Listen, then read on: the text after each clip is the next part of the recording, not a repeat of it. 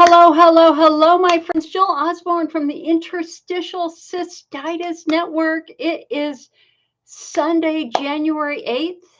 It is our first live IC support group meeting in 2023. We made it. That's saying a lot when you're caring for a 100-year-old and a 93-year-old. We made it another year. Thank you, everybody who expressed kind words for my parents celebrating their 75th New Year's together. That's my goal is, as somebody who cares for elderly parents and runs the IC network, is I try to get them through big events. So we did it. We got through the holidays. I can breathe. Woo! And let me tell you, I need to breathe. So anyway, here, hold on one sec. My purpose in doing these meetings is to make you so strong. Hi, Julianne. So strong, so knowledgeable, so informed that no one can mess with you again. I don't want anybody telling you that this is all in your head. I don't want anybody telling you that you're damaged goods. I don't want anybody dismissing you, telling you that there's no hope, there's no treatment. Baloney. Hello, Angel. Nice to see you, hun. Hi, Boria. Nice to see you, too. So normally when I do these meetings, I do a little bit of a 30-minute educational riff. I have something lined up for today. And then I'm happy to take your questions. Normally the meetings will last about 2 hours, but we'll see. You know what? Sometimes we go long. Sometimes we've gone as long as 5 hours. Other times we do an hour. It just depends upon what you want, what you're looking for. Hello, Gay. Nice to see you. Now, I will qualify this by saying that we had a massive lightning storm come through last night.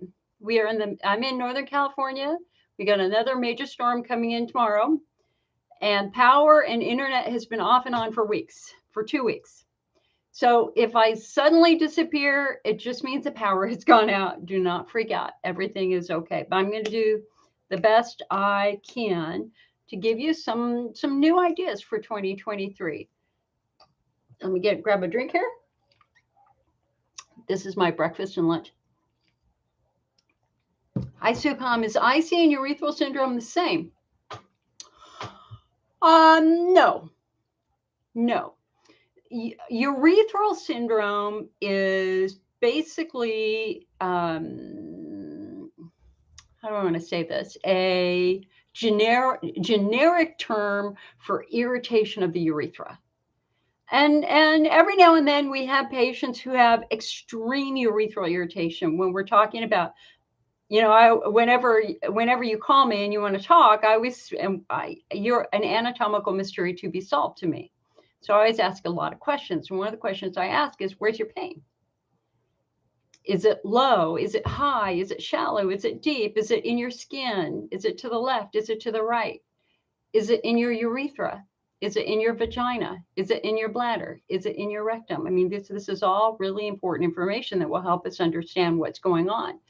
So the typical IC patient has more pain as their bladder fills with urine. So if you have an injured bladder wall, and think about this for a moment. Let's just say that you've gone through chemotherapy and your bladder's badly irritated from the chemicals of chemo, or let's just say you have a chronic UTI. Okay, both of those injure the bladder wall. So if you have urine filling your bladder, eventually it's going to find the holes in your bladder wall and irritate them. So the classic symptom of a bladder wall problem is pain as your bladder fills with urine that is relieved by urination. You notice I'm not saying anything about the urethra. So the typical bladder wall driven patient has pain as their bladder fills. It's not concentrated in the urethra. When we think urethral pain, we're going to be looking at a couple of different things. We're going to be looking first at estrogen atrophy. If you're of a certain age and you're a woman, got to be a woman for this one. If you're on birth control, if you've been on Lupron, if you've had a hysterectomy that's taken your ovaries, or you happen to be of a mature age, the loss of estrogen infects the superficial integrity of the skin of your urethra. And so it's very normal for the urethra to become irritated. When it happened to me, I was 51, and it felt like there was a drop of urine stuck in my urethra that would not come out. And I threw myself on the mercy of my urologist about 3 months in, because my IC self-help skills are really good. Like, I wrote the IC network for the most part.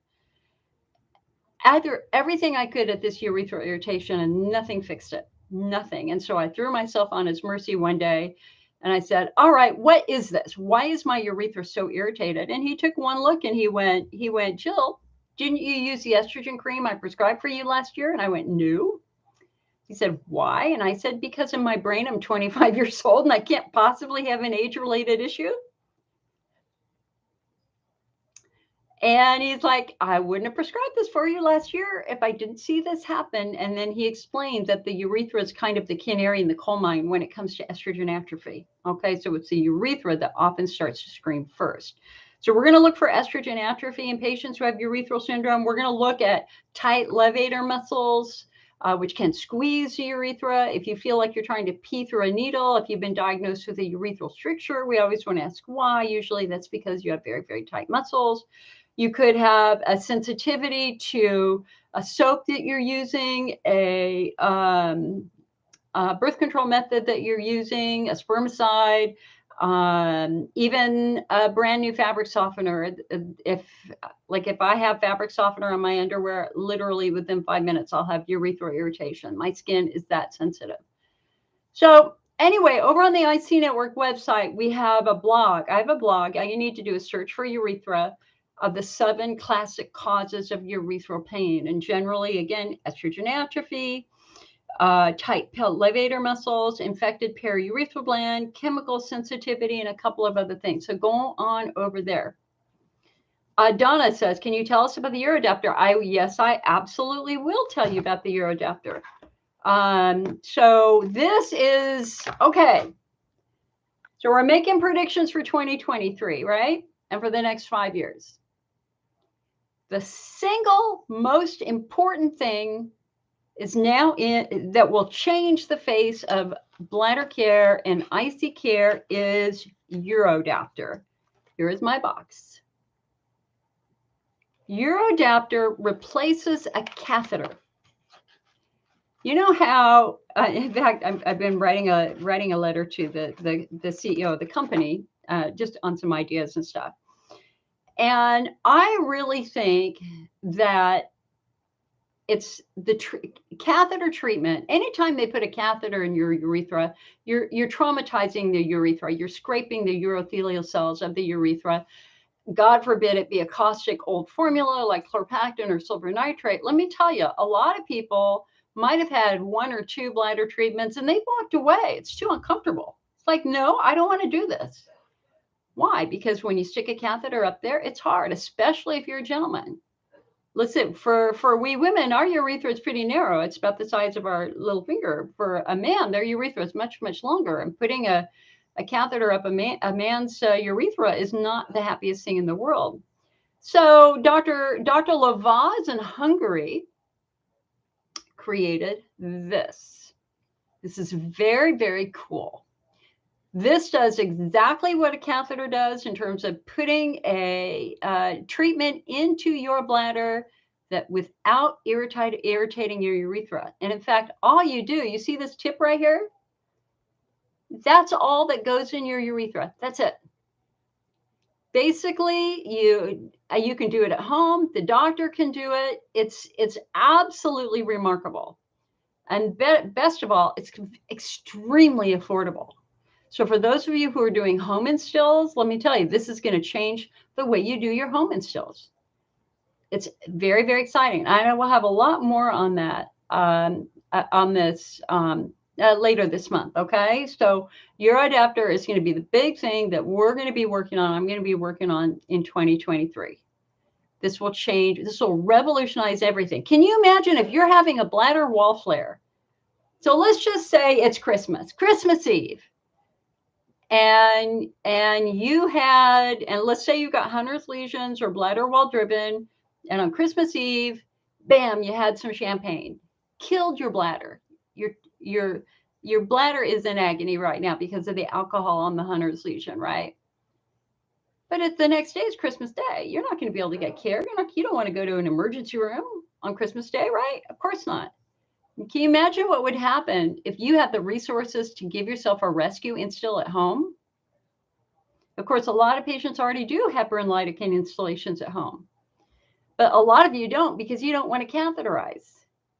But I think you'd be willing to put a half an inch up into your urethra to squirt something that will numb your bladder so that you can get yourself out of that flare. This is going to absolutely revolutionize how we're treating bladder wall flares. It will allow doctors to do treatments without scaring the heck out of you, or more importantly, traumatizing you. Because again, we all have to admit, and if you look at our American Urology Association guidelines for IC, when they came out in 2011, like one of the first things they did is they admitted that a lot of patients had been traumatized in urologic care. And they wouldn't go back. Why? They wouldn't, because it hurt.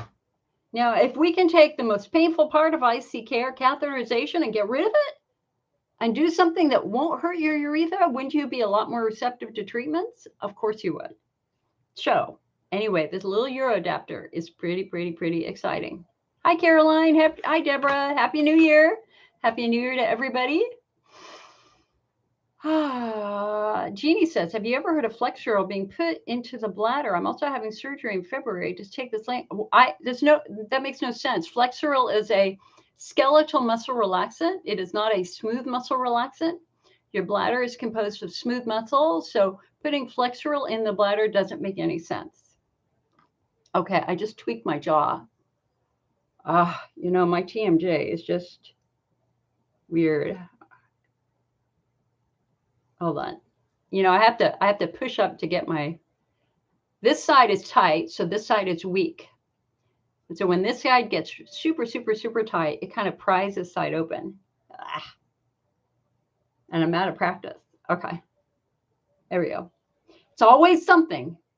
It's always something. Can HPV cause urethral syndrome? HPV can certainly irritate the nerves that support the urethra, human papillomavirus. Absolutely. Is Urodapter used with a vial of medicine? Yeah, or a syringe, specific type of syringe. It just plugs right into the end of it right here. Where do you get Urodapter? On Amazon. And we'll have it in the IC Network store soon. Angel says, the last time I sneeze, cough, or laugh, I pee. Okay, stress incontinence. Believe it or not, that happened to me yesterday. I was watching some funny videos with my dad, and I was standing and looking over his shoulder down at the laptop, and it was a hysterical animal video, and I was like, oh my God, and I had to run to the bathroom. Weakened muscles with aging, usually. That's where Kegels help. Angel said, I had a mesh removed and a large stone removed. The bleeding stopped, but the leakage is so bad. What do you suggest? Ooh, we have to try to figure out why you're leaking. Are you leaking because your muscles are very weak? I'm assuming they are because you had a sling in the first place, right? So your muscles must have been very weak. Then they did a mesh surgery / sling repair. And of course, we know that mesh surgery is to cause a lot of complications. So you've had your mesh removed. But the question now is, we still have these very weak muscles. So what can we do with these weak muscles? I'm thinking that you're going to be in physical therapy quickly. And maybe they might have to, tack up your bladder and or your muscles naturally as compared to using a mesh. Oh, Angel, I'm telling you, that's so hard. I'm glad you got the mesh removed. Anne says, is chamomile sleepy tea okay? Chamomile herbal tea is fine. But if it's in the form of a blended tea that has other ingredients in it, you got to look at the other ingredients. Make sure that there's no rose hips in it. Make sure that there's no ascorbic acid in it. But plain chamomile, I got it on my shelf back there. It's perfect. Scott says, any thoughts on dry needling for pelvic floor issues? Go for it. Anything to do to work with these tight pelvic floor muscles, you absolutely want to do. If you've got trigger points, that's what they use dry needling to address tight trigger points. Betsa says, what's my drink? This is my classic smoothie. Banana. Okay, ice, yogurt, coconut. I do peach coconut yogurt. It's got some mango in it. It's got a couple of strawberries in it. It's got frozen banana in it, water and coconut milk with my acacia fiber for IBS in it too. And you know, the crazy thing is I got up at 9 this morning and I knew I had 3 hours to get ready for this meeting. And I still had trouble getting ready because I had to get the folks all said too. Steve said, is marshmallow root good for IC? Marshmallow root can be great for some patients with IC, but it irritates others. This is something where you just have to try it and see if it works for you. It's about 50-50. About 50% of patients like it and about 50% of patients don't.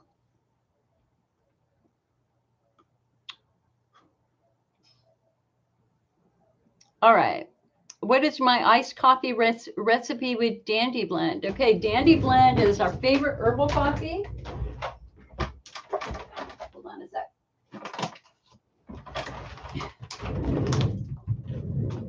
All right, so, you know, it was really interesting on Friday.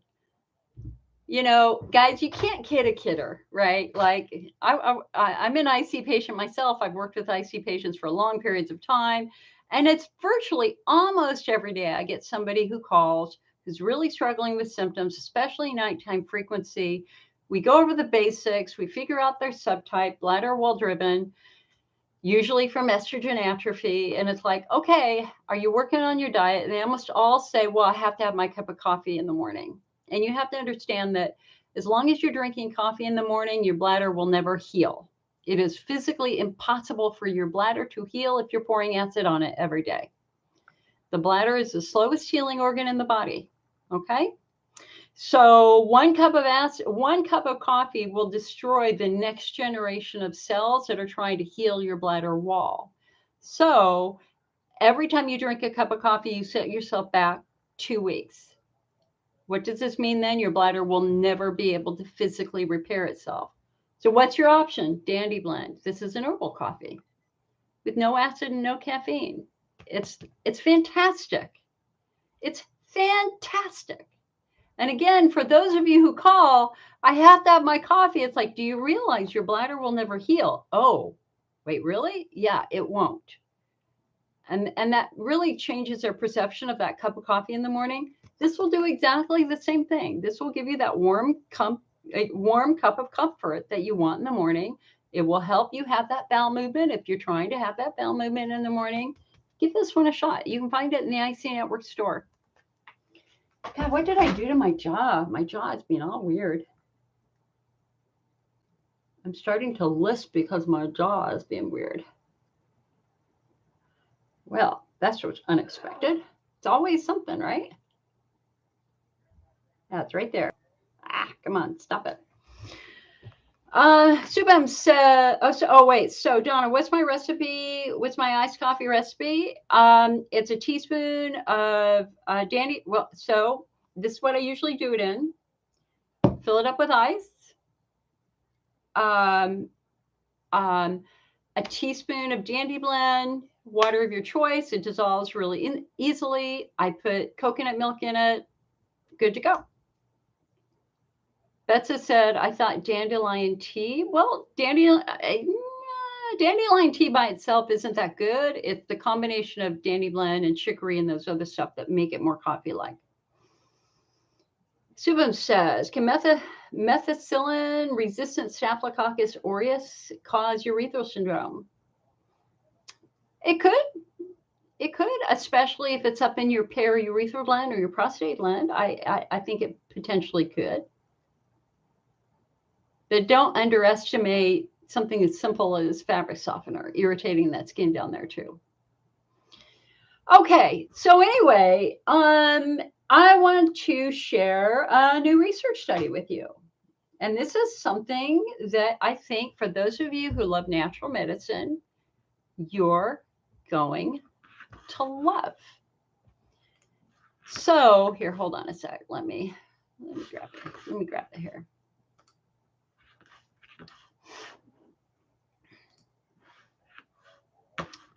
Hold on 1 second. Here we go. It's the International Continence Society, ICS, had their meeting in September in Toronto. And they have made available now their conference sessions online. And so they're open to everybody. And I just got the first link for the first session that deals with interstitial cystitis. And interestingly, the last study is medical grade Manuka honey inhibits mast cell degranulation through the downregulation of protein kinase phosphorylation, potential intravesical agent in the management of IC-BPS. Okay, Manuka honey. Now, this isn't the first time that we have been exploring Manuka honey as a potential therapy for an injured bladder wall. I have an article I did here back in 2018. Actually, Stacy wrote this for the IC Network. Research studies explore Manuka honey's potential for treating UTI and IC. Honey offers a natural sweetener for food as well as other popular uses like soothing sore throats, coughs, and burns. However, recent studies out of the United Kingdom have found Manuka honey to have therapeutic benefits specifically for the bladder. Manuka honey is produced by bees who pollinate the Manuka bush in New Zealand. So Manuka honey has antibacterial properties. It can kill or restrict the growth of multiple pathogens, bacterial biofilms, and most importantly, inhibit the development of drug-resistant infections. Manuka honey has been found to have a synergistic effect when used in combination with a systemic antibiotic when applied topically to wounds. Oh, you know, that's interesting because my dad actually has a wound on his leg. Last year, in 2017, researchers from the United Kingdom found that diluted Manuka honey can stop some bacteria from forming on biofilms on hard plastic surfaces, thus raising the possibility that it might be used to inhibit infections from catheters. One study back in 2011 found that the honey worked as an antihistamine and reduced damage to cells in rat bladders. Anyway, there's more. Now, a lot of patients have done quite well with Manuka honey and it doesn't flare them, but a few patients do flare with honey.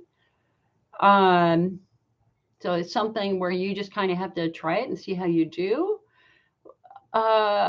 So anyway, this is very compelling. I mean, if we go back before the era of antibiotics, it was quite common to put honey on wounds, and now we know why. Honey does have a variety of different healing properties. So we have yet another research study which helps us understand why Manuka honey might actually be helpful for the bladder. So I will have more on that also in the coming weeks. I think that's very, very exciting. Hi, Michelle. How are you? Man, what did I do to my jaw when I started talking? Hold on. I got to stick my finger in my mouth. This is what you do when you have TMJ. There it is. It's like a trigger point right here. Wow.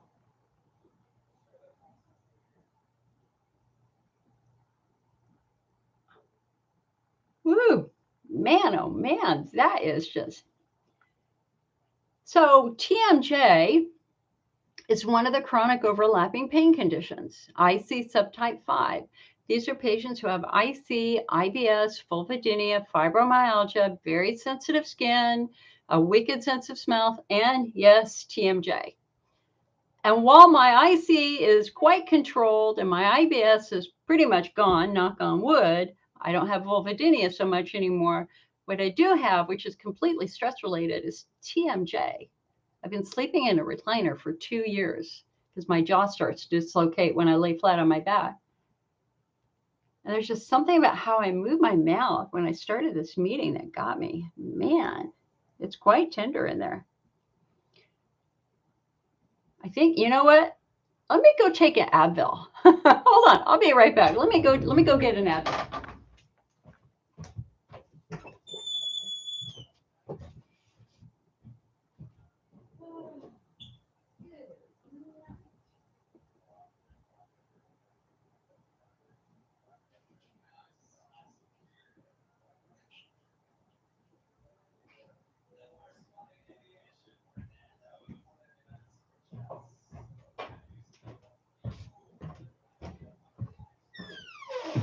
Oh, always something.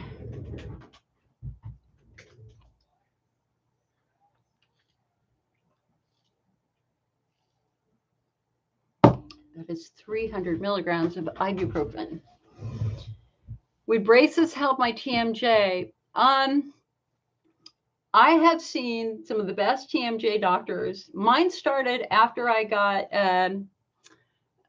rear-ended in a bad accident in my 20s, and my neck just went crazy. And so I've been working with physical therapists for 3 years now. This side of my neck has trigger points that just do not go away.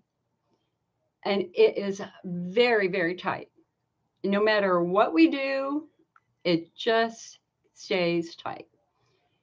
And normally it's my left side that hurts. It's rare that the right side hurts, but I move my jaw in a weird way. Okay, but I should calm down. Angel says you take an injection for your TMJ. My problem is our TMJ specialist retired. And there's a 1-year backlog to get into the TMJ specialist. So I've now referred to 2. One is 100 miles away. The other one is 40 miles away. So we'll see. But all the mouth guards make it worse by far.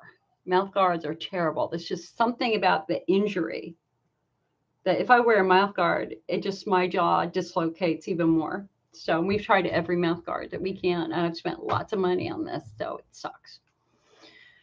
Okay, so anyway, sorry, but that's life. Things happen. So I will be getting back to you with more Manuka honey stuff. I will tell you that I bought Manuka honey and I use it weekly now. I think it's reasonable. We have a lot of people who call and ask about sweeteners. We know artificial sweeteners, especially NutraSweet, are very, very damaging. So we don't want to do that. NutraSweet is metabolized into formic acid. That's quite irritating to the bladder. But something like honey should be good for the great majority of you. And if there's a chance, even a remote chance, that it will calm your bladder down, why the hell not? Why the hell not? Why not give it a shot? Here, hold on. I'm just trying to fix the camera for YouTube. All right. All righty. Lori's in a flare. Sorry to hear that. You said, Marlea says, you said medical grade Manuka honey. Is there a different Manuka honeys where I get mine? I don't know, hun. I don't know. Lori says, I'm so glad you're back on. I've been on a flare since November. Why do I burn with no infection? And when I urinate, Lori, where are you burning? Tell us exactly where you are burning. Is it on the inside? Is it on the outside? Is it during urination? Is it before urination or after urination?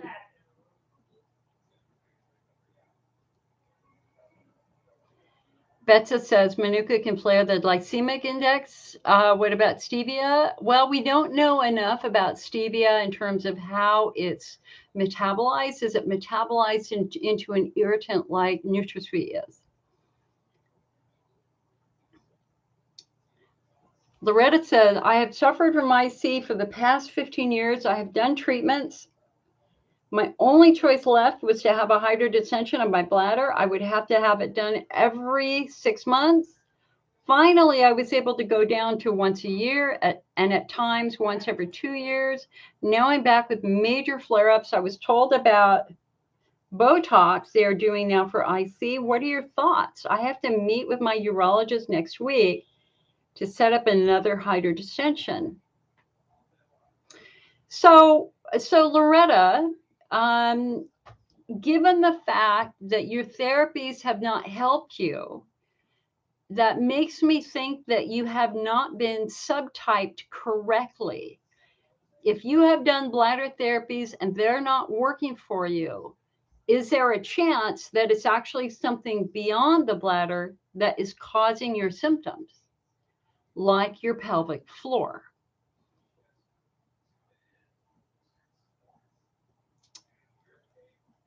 Botox is viable. It can be put into tight pelvic floor muscles. I should have Botox here.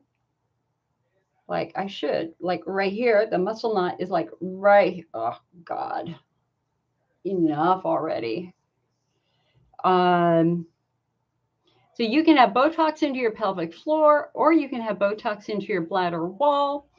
It is not a recommendation. It is an option in the new AUA guidelines. The thing about Botox that you've got to remember is that it does come with risks. And a key risk is that if they accidentally numb the nerve that controls urination, you might have to self-catheterize for a period of time afterwards. And that's just the luck of the draw, because the urologist, when they're doing a Botox therapy, they can't tell exactly where the nerve is that controls urination, because they kind of move squiggle throughout the bladder wall. So there's always a remote chance, but it is a possible chance that if they accidentally numb that nerve, you might not be able to empty your bladder, and that would suck. It does wear off, so you might have to self-catheterize for a couple of weeks afterwards.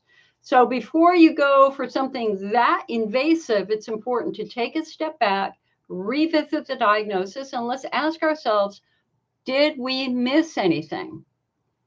Because if bladder therapies are not working and you've done it for 15 years and you're still not better, there's always a chance that there's something else other than your bladder wall that's causing these symptoms, that your bladder is a victim of something else. Guys, give me a second. I'll be right back. I got to go get my heating pad. Hold on. I'm going to stick it in the microwave because I got to hit this side of my neck. I'll be right back. Oh, good night. I just aggravated my TMJ really badly somehow.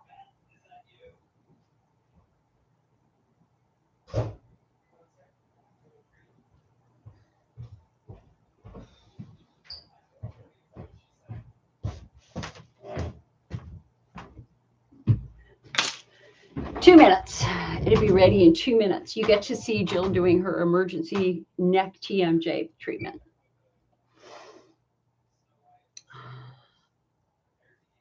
What is needling? And needling, dry needling is used on trigger points that you cannot massage out. They're so resistant you can't massage them out.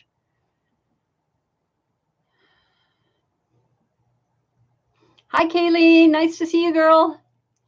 Lori says, I went to urology with no infections. You're sorry, your pain. Okay, but so Lori, getting back to you, honey.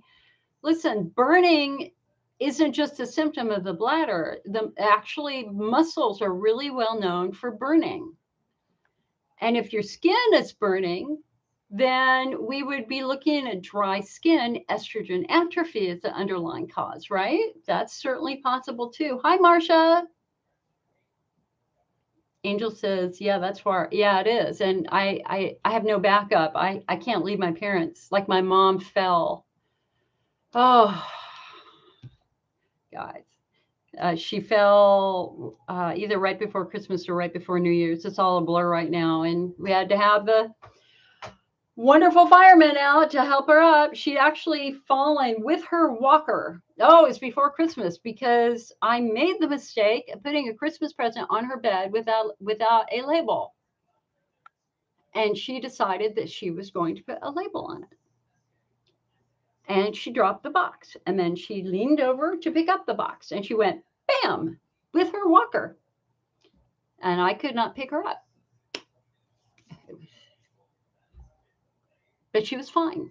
She's got bones of steel because she takes calcium.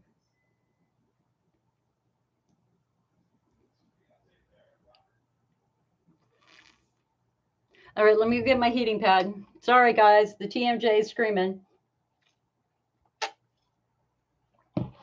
And sometimes intention isn't good enough.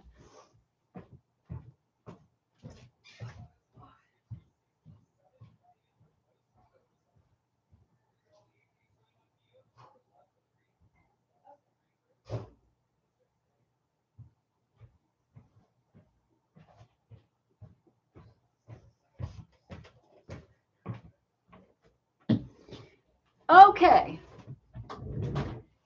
If you've never seen the microwavable heating pads in the IC Network shop, here it is. This is the perfect design for bladder wall pain. I mean, for bladder pain. You can just literally just put it, bam, right there, and it gives you all the heat you need. But what's interesting is it's actually made for neck problems. It's actually a neck heating pad. I sleep with this every night as we try. Okay, we're just trying to get this muscle right here to relax. It will. It will. It should.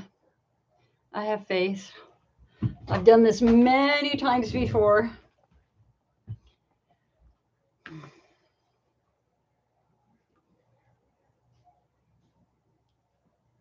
Lori says, my sister-in-law gets Botox for TMJ. It really helps her. I would like to do that. Kayleen says, I'm sorry to hear that, but she isn't the only one that fell. Again, Kayleen, girl, you did not fall. Did you fall? You did not fall. Are you kidding? Did you? Really? What happened? Tell. I don't have any other new research to share because it's always in a bit of a lull over in fall to winter. So the most interesting, encouraging study is the Manuka honey study. So that's quite cool. I do believe that there is an event scheduled for IC in Florida in May. I don't have a lot of details on that. When that comes out, we will try to give you more information for any patients in Florida. That might be something that you might want to do.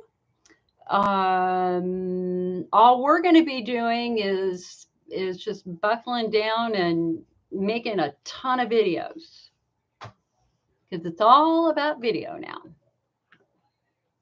I've got a new template for the IC Network. I'm going to have channels for you to follow. So if you're in a flare, you're going to be able to follow the flare channel. If you're newly diagnosed, you're going to follow the newly diagnosed channel. And if you're a grizzled veteran who's not responding to therapy, you will have your own channel over on the IC Network website. That is in the mix.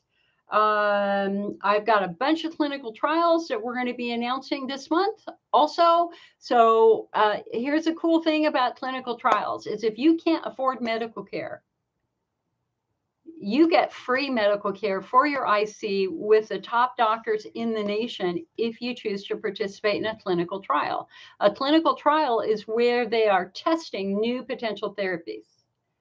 And it is a tremendous gift that you give the IC community to your fellow IC patients if you decide to participate in a clinical trial. Generally, there's a placebo versus a treatment arm. So half get placebo where they get nothing, half get the treatment. And then after a period of time, maybe 6 weeks, many of the trials will then allow the people who didn't get the no treatments to get the treatment. Your care is paid for completely. It's a great way to get in the door, and some studies will actually pay you. And so I've got at least 3 clinical trials that we are going to be announcing in the next 6 weeks. So pay attention to those. I have, let's see, what else do we have? We got a couple of new formulations for supplements. The Bladder Smart Low Acid Multivitamins are in. They're in. We got them on Christmas Eve. So after 3 months, we've finally got the low acid multivitamins back, but they've been modified slightly. Instead of taking 3 a day, you only take 2 because they got more medicine in the capsule. It's just with a different manufacturer, so better equipment, so they could reduce the dose from 3 to 2. Exactly the same otherwise. So we've got the new Bladder Smart Vitamin in.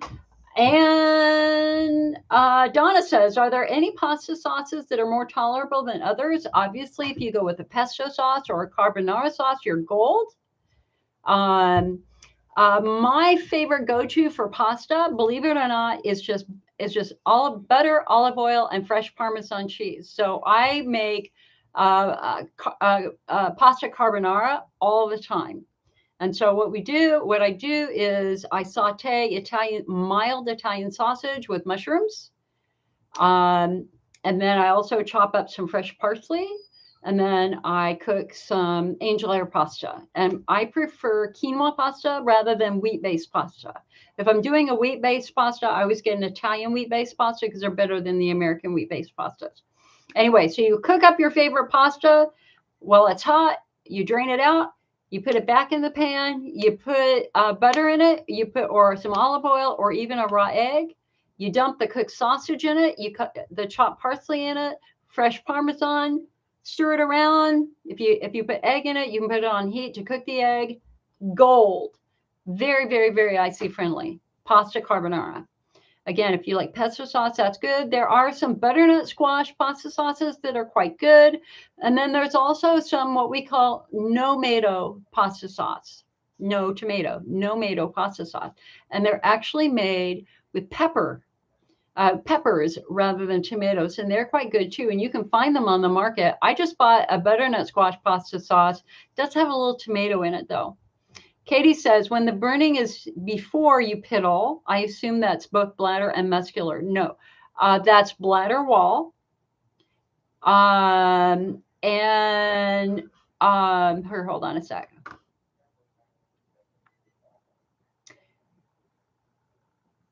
And you thought Parmesan was a trigger? No, almost every cheese, with the exception of a hot spicy cheese, was put into the safe category about 5 years ago. Parmesan cheese is fine for 99.9% of you. Of course, you won't know until you try it, so you got to try it first. Okay, see, it's already helping. It's already helping. Yes. Praise God. Donna says, can you get a Euroadapter syringe from your doctor? It's not a Euroadapter syringe. It's a typical syringe, and there's a specific name for it. I think it starts with an L. If you go over to the Euroadapter website, they will tell you about that. Okay, Kayleen says, with what I explained to the doctor, she said my S2, S3 nerves are being hit. I broke a world record with L3 all the way up to S3 being messed up. Oh, girl, at least you know. At least you know. And it's just so important. I mean, there's no more guessing anymore, girl. And we've known this for over a year, right? Because a year and a half. Because weren't they going to do spinal surgery like a year ago last spring? So the question now is, what can they do to calm those nerves down? What can they do to reduce the compression on the nerves? And that's going to be challenging, because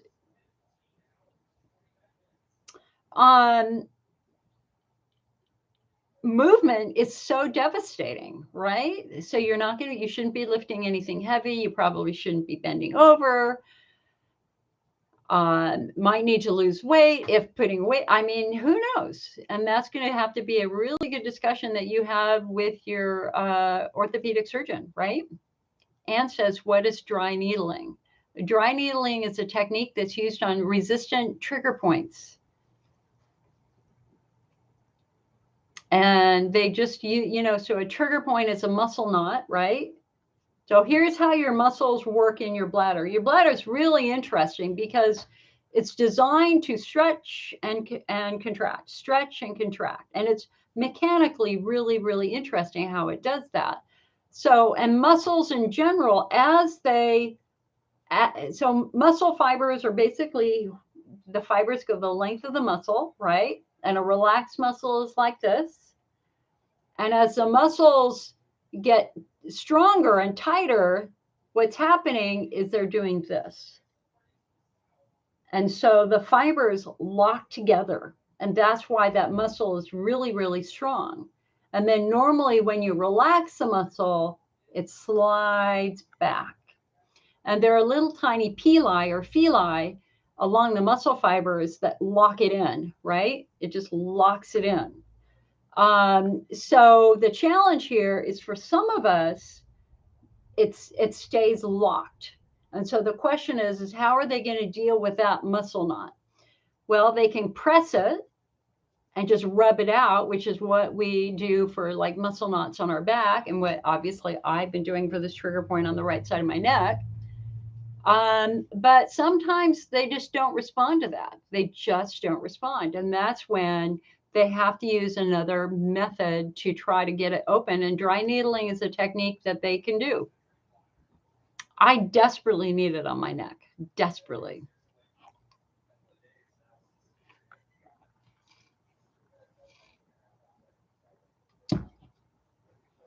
Kayleen says, the neurosurgeon was horrible and he canceled. At this point, I want surgery. I'm so sick of my pelvic nerves getting messed with, especially my bladder constantly being pushed on. Absolutely, girl. Absolutely. So, I mean, I'm assuming you're already looking for another neurosurgeon, right? Maybe the doctor that you saw can give you a referral to somebody.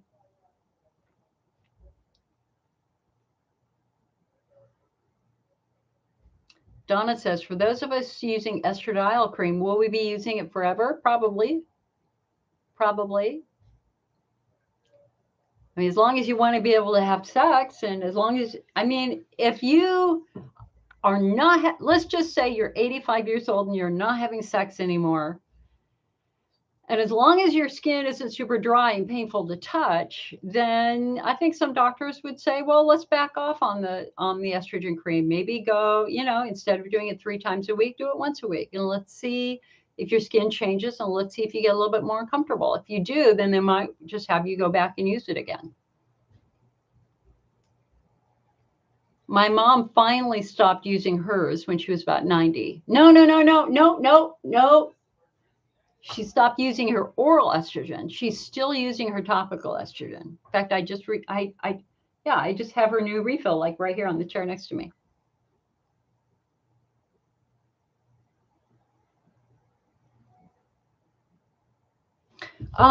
So.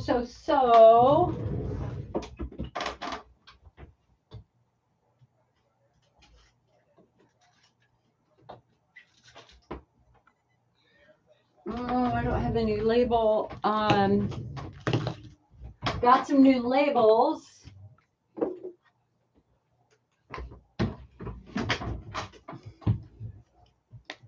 My Daily D-Mannose.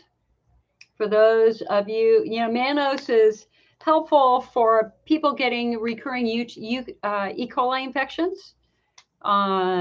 And so mannose is not used by the human body. It is immediately excreted into urine, where it happens to have a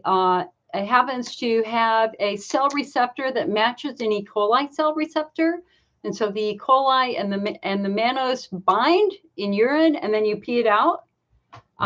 It's not the most successful. The most successful is something called paranthocyanidins, but many patients do like to try D-mannose if you're struggling with recurring E. coli infections. Is this a treatment for your bladder wall estrogen atrophy? No.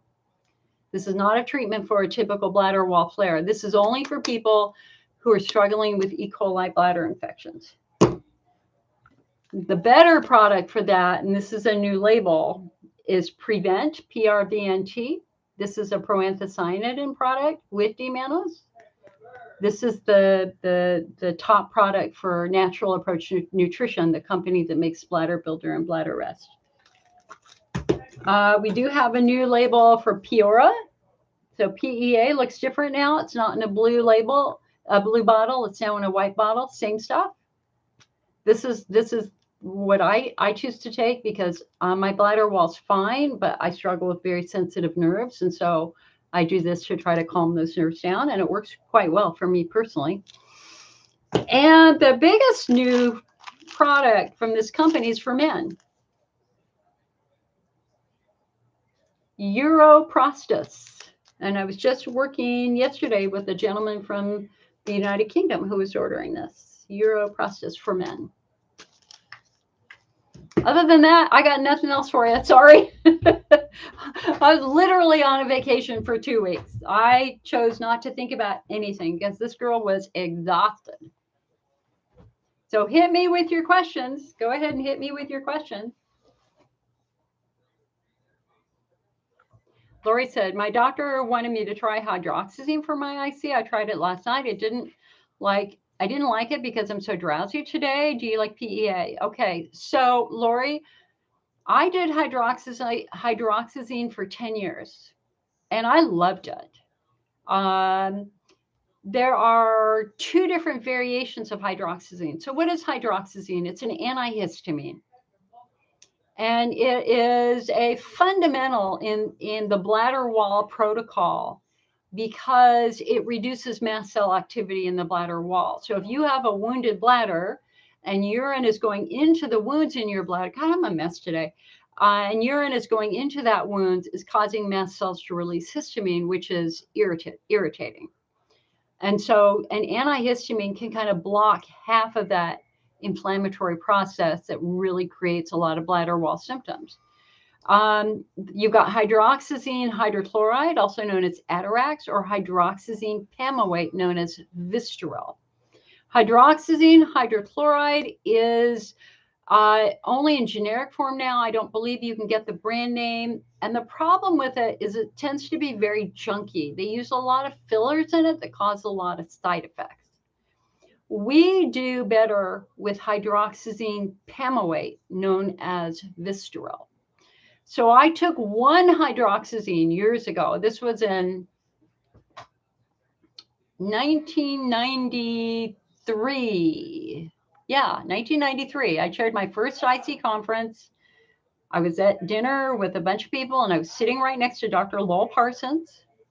And he said, Jill, do you have allergies? And I went, yeah. And he goes, you got to try this thing that we just started using that's helping a lot of people. It's called hydroxyzine. And you know, he was the top IC dog at the time. I was like, okay, I'll give it a shot. And the nice thing about hydroxyzine is it also has a beneficial side effect of being an anti-anxiety agent. It has a nice chill effect to it. So I was in. I took one hydroxyzine hydrochloride. I knew immediately it was not going to work for me. So I switched over to hydroxyzine pamoate, worked like a charm. And I was never drowsy with it. But the thing about hydroxyzine is you need to take it about 3 to 4 hours before you go to bed. You don't take it right before you go to bed. You take it at dinner time. And that way you've got 3 to 4 hours for it to get into your bloodstream and kind of give you that chill effect, just calming everything down. But 8 hours later, when you're trying to wake up, it's a lot easier to wake up because when you're taking hydroxyzine, it's like there's an extra layer of sleep that you have to break through. But once you break through it, you're good.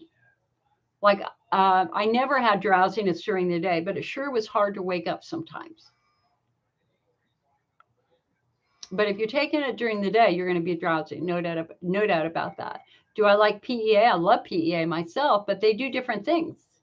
Hydroxyzine is an antihistamine. PEA calms nerves down. Separate and distinct things. If you flare, if you have allergies, hydroxyzine or an over-the-counter antihistamine might be reasonable to try, because it's not unusual for IC patients to flare during allergy season. I was sneezing like a beast this morning. Marcia says, I'm going to ask for Visceral. The Atarax seemed to irritate my bladder. Marlea says, does Zyrtec work similar to antihistamines? Yeah, I believe it does, yes. And I think the Zyrtec is the preferred OTC antihistamine. Let me look at it real quick. I just have to refresh my memory here. Yeah. Yeah. So Zyrtec, over-the-counter antihistamine. That would be an interesting to try too. But we don't want you to just chase your symptoms here. I mean, it's very easy for patients to spend a year, 2 years, 5 years, 10 years chasing their symptoms without focusing on causation. You always have to be laser focused on what is driving my symptoms in the first place. What is causing this in the first place? And for many of you, it's estrogen atrophy. And so if it is estrogen atrophy, what's going to really help that more than the antihistamine is going to be estrogen, that when you give that skin estrogen, it plumps up and does quite well. And for far more of you, 85% of you, it's ischemia from tight pelvic floor muscles. So your muscles are so tight, they're restricting blood flow to the bladder. And because your bladder is only getting a fraction of the blood it needs to be healthy, the bladder wall starts to break down. As long as your muscles are tight, your bladder's not going to have good nutrition and good oxygenation. We've got to restore blood supply. We do that with pelvic floor physical therapy. So for that patient with tight pelvic floor muscles, you could spend years using bladder therapies and never get better. Why? Because you're not fixing the underlying problem, which is tight muscles.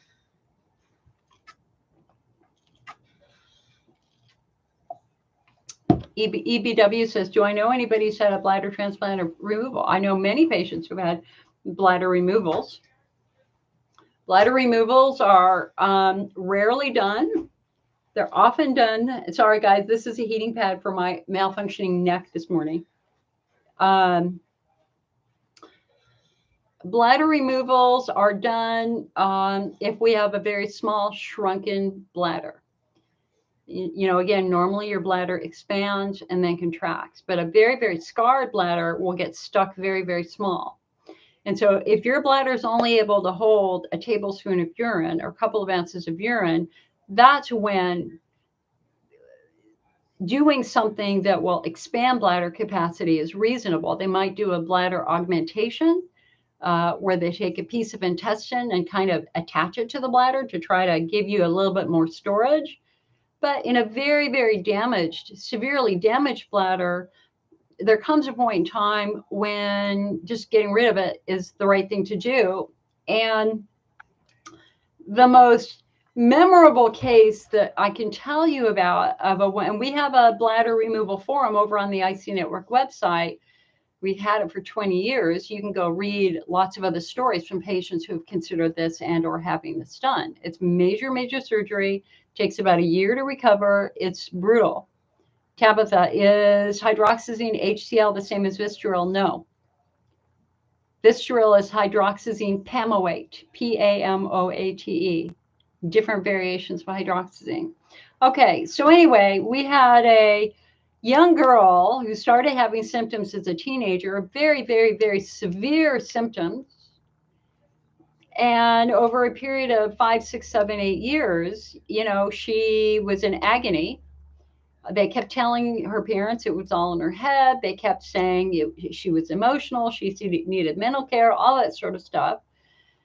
And it finally got so bad that her pain got so bad that they did exploratory surgery. And what they discovered was that her bladder had ruptured. It had ruptured 8 or 9 years before in a major car accident. And the damage was so profound, there was no saving her bladder. And now we know why she was so emotional. She had urine leaking into her belly for years. Can you imagine the pain that that was causing her? And so obviously in that case, they had to remove her bladder, and they had to, I think they gave her a stoma, and I think they created a pouch inside her belly. So there are moments when, if you have a gunshot wound, anything at all like that, where they do have to do that. Now, is there such a thing as a bladder transplant? Yes, there is. The Wake Forest Institute of Regenerative Medicine in North Carolina is actually creating new bladders with your own cells. So they're not transplanting somebody else's bladder to you. They're creating a bladder for you with your own skin, so that dramatically reduces the risk of rejection. And we did a big announcement about a year ago. Wake Forest was looking for a couple of IC patients who would fit, their program. They've already created bladders and implanted them in young people with spina bifida, and they've been quite successful. But there's only one clinic in the country doing that, and that's Wake Forest, Robert Evans. And Robert Evans, the top IC doctor in the nation by far, whenever we've had votes, is their surgeon for these transplants. So if you're ever looking for a second opinion on your IC or bladder removal, and you happen to be on the East Coast, I would travel to North Carolina and get an opinion. He's a good guy.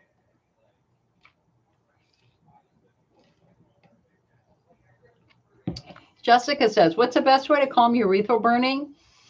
It's going to the restroom every 25 minutes. Docs suggest bladder instills, but I have severe lichen planus and IC, making it more acidic. I think I would be soaking in a bathtub with baking soda. That's what I used to do. Aloe. Aloe. I would try aloe. I would try aloe path. So this is an interesting story. So years and years and years ago.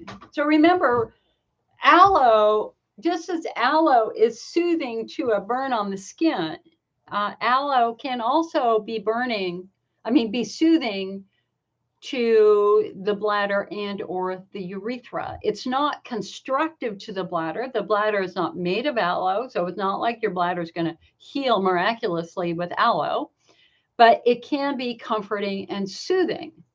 And so years and years ago, and again, for those of you who have followed the IC network for quite a while, we sold Desert Harvest aloe for years.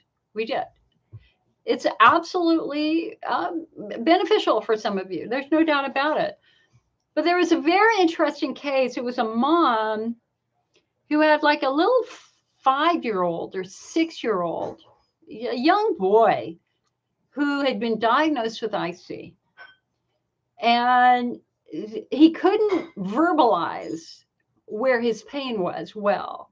So all he could tell his doctor was, my pee-pee hurts, my pee-pee hurts. And so so was it that bladder? Was it his penis? Was it his urethra? They really weren't sure.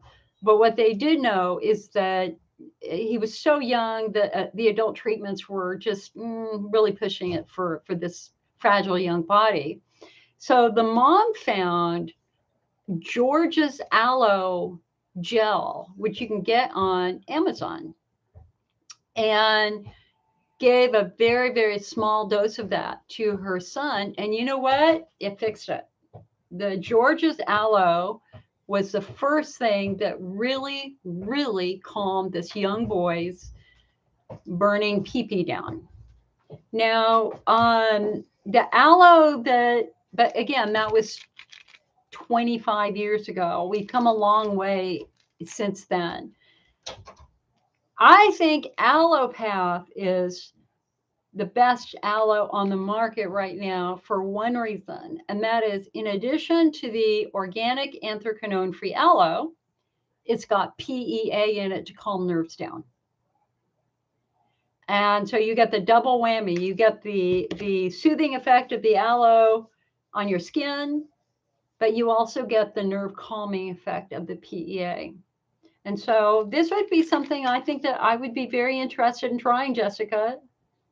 I mean, you could, but be very careful. Don't go to the health food store and start buying aloe drinks, because a lot of aloe drinks have ascorbic acid in it. In fact, I had one member of my local group who got IC from a contaminated aloe drink from China.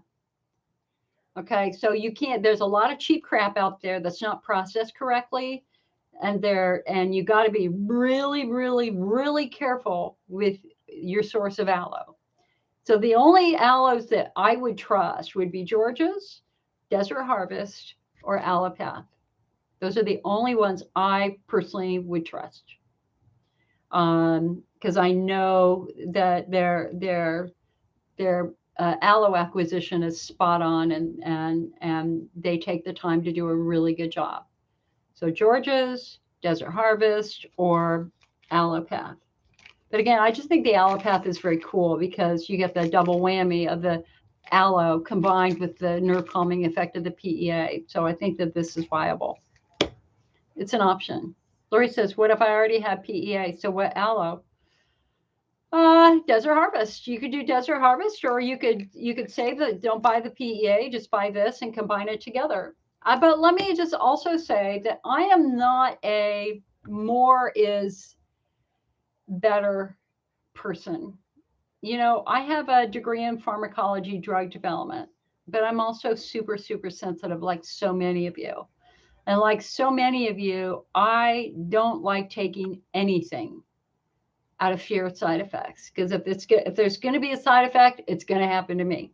That's how I feel about every medicine out there. I'm very, very careful. And this is very common in patients who are IC subtype 5 central sensitization. We know the nerves are sensitive. They're easier to turn on. And so when I do any medication, I get the lowest dose available. So with the Visceral, the lowest dose is 25 milligrams. It's in a green capsule. And then I cut it in half. I take half doses. I take quarter doses to find that sweet spot for this ridiculously sensitive redheaded body. And so with any of the supplement, it doesn't matter what they are, you can't, or any treatments out there, you can't let desperation drive you to just take more and more and more. That's, in my opinion, risky. So there's a concept called lowest effective dose, highest effective dose, lowest effective dose. What is the least amount you can take and still get a beneficial effect? That is my sweet spot. I don't go for the highest amount. I personally go for the lowest amount. And I can give you an example. So about 10 years ago, when really the only supplements we had were Cysto Protect and Desert Harvest Aloe, I tried Cysto Protect. And, you know, that was before we knew about the subtypes and the muscles and all that sort of stuff. And anyway, I started with one capsule and I waited 24 hours. I'm like, okay, like my stomach did a little for like 10 minutes, but it was fine. Took a little bit of food, waited 24 hours, no side effects. I did one a day for 3 or 4 days. And again, my stomach was like, I don't know if I really like it, but it was okay. Then I tried to go to 2, and it immediately gave me a loose bowel. And I'm sorry, I do not like loose, messy bowel. Nope, nope, nope, nope. That is not my sweet spot. Then, so again, I did 2 for a couple of days, immediately saw that it was affecting my bowel. And then I think I tried 3 once, and it gave me like diarrhea, like really bad. So it's like, okay, apparently all I can do with this product, Sister Protect, was one a day. And I did that for a couple of months. And it was interesting because it felt like warm cotton candy in my bladder. I mean, it felt good. But the whole bowel thing was just, and again, whenever I took it, there was like 10 minutes of my stomach going, I don't know if I like this or not, and then eventually it would pass. But so just understand that, just as we don't want you chasing your symptoms with therapies that aren't working, you shouldn't be chasing your symptoms with supplements that aren't working, right? And more is not better. So don't do bladder builder and then aloe and then this and then that. And before you know it, you're spending $300 or $400 a month on supplements. Don't do that. Don't do that. I don't think that that's a smart or the safe thing to do. I think it's important to back up and focus on underlying cause.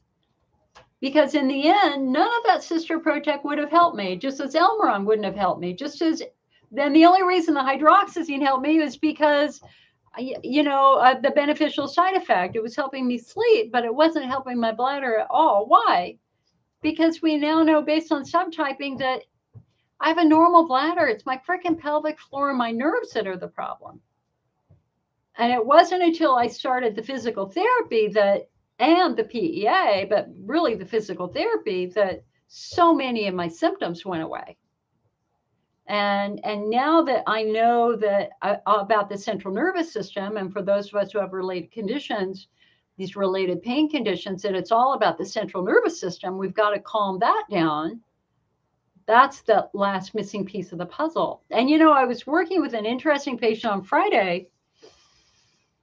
And again, you guys are so fun to talk to, but it's like a needle in a haystack. So we have a patient again, diagnosed, just suffering for, I don't know, 7, 8, 9 years, something like that. In a flare, bladder therapies have never really worked. And it's like, okay. And so, she wanted to talk about treatments. And it's like, well, I can't talk about treatments until we understand your body a little bit more. Do you know about subtyping? And she didn't. So I walked through the fact that the IC patient population is diverse. We're not all the same. Some of you have Hunner's lesions. Others of you have estrogen atrophy. Some of you have pelvic floor injuries. Others have chemical injuries, etc. And I kind of walked her through the subtypes. So subtype 1, Hunner's lesions, big bloody wounds on the bladder. That was not her. Hunner's lesion patients have the most severe pain. They have the most limited diets. We went through bladder wall, and that was kind of interesting because she was in her 60s, and it's like, okay, you could have some estrogen atrophy going on. So I spent a bit of time talking about that.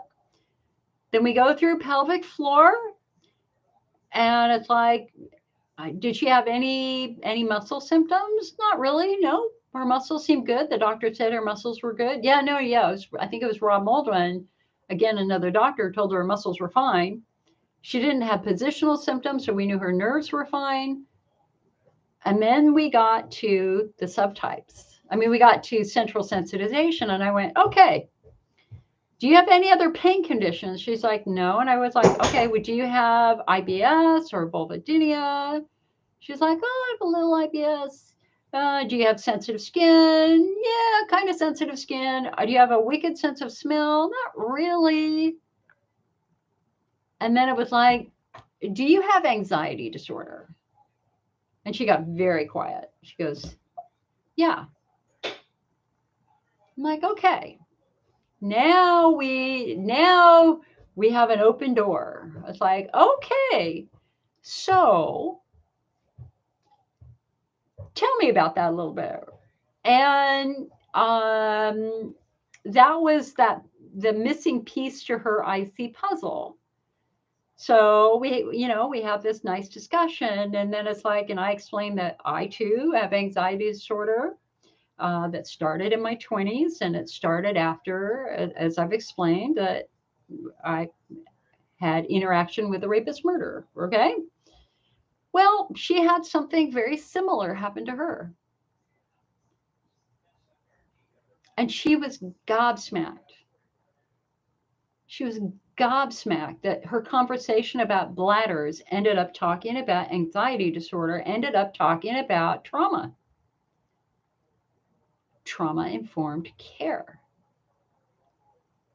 And, you know, it's always like the best part of my job is to find you out there who you feel so alone and you don't make, it doesn't make sense why these things have happened, you know, and um, and she was shocked that I was exactly the same way that she was, and that she had the anxiety, and she was very young after trauma, just like me. And then she started developing some of these other conditions, just like me. There's a little bit of denial going on, but it was definitely there. And that we could bring it all the way forward to the fact now that she's in her 50s or 60s, just like me. And, you know, I asked her, I said, so I explained about the concept of fight or flight. What the research shows for those of us with chronic overlapping pain conditions is that our brain is stuck in fight or flight, that our brain, the most primitive part of our brain, down in the brainstem, literally thinks our life is at stake every single day. Now, this is not a mental illness. This is basically a central nervous system injury. They call it a maladaptation, injury, trauma, right? And anyway, I asked her, I said, so are you the no woman? And she goes, what do you mean? I said, do you say no to everything? And she's like, and she just like didn't really know how to answer that question. I said, so if I were to invite you out to dinner right now, would you say no? She goes, yes. Would you go to a movie? No. Hey, you want to go take a drive? No. You want to go do this? No. You want to have sex? No. What the hell is the no? Well, that's a brain that's guarding. That's just a brain that's trying to save your life. And there's no cognition happening here. It's just literally the most primitive part of our brains trying to save us. And so therapeutically, for those of us with chronic overlapping pain conditions, what we have to do is prove to our brain that it doesn't have to guard anymore, that we're safe. The problem is it got stuck there. It just got stuck there. So imagine, so in her case, she had, like so many of us, she had a bullies at school, which I did too. Mine raped and murdered my neighbor. Okay. But she and I were terrified to go to school for years. I did not leave my house without fear from 4th grade through high school.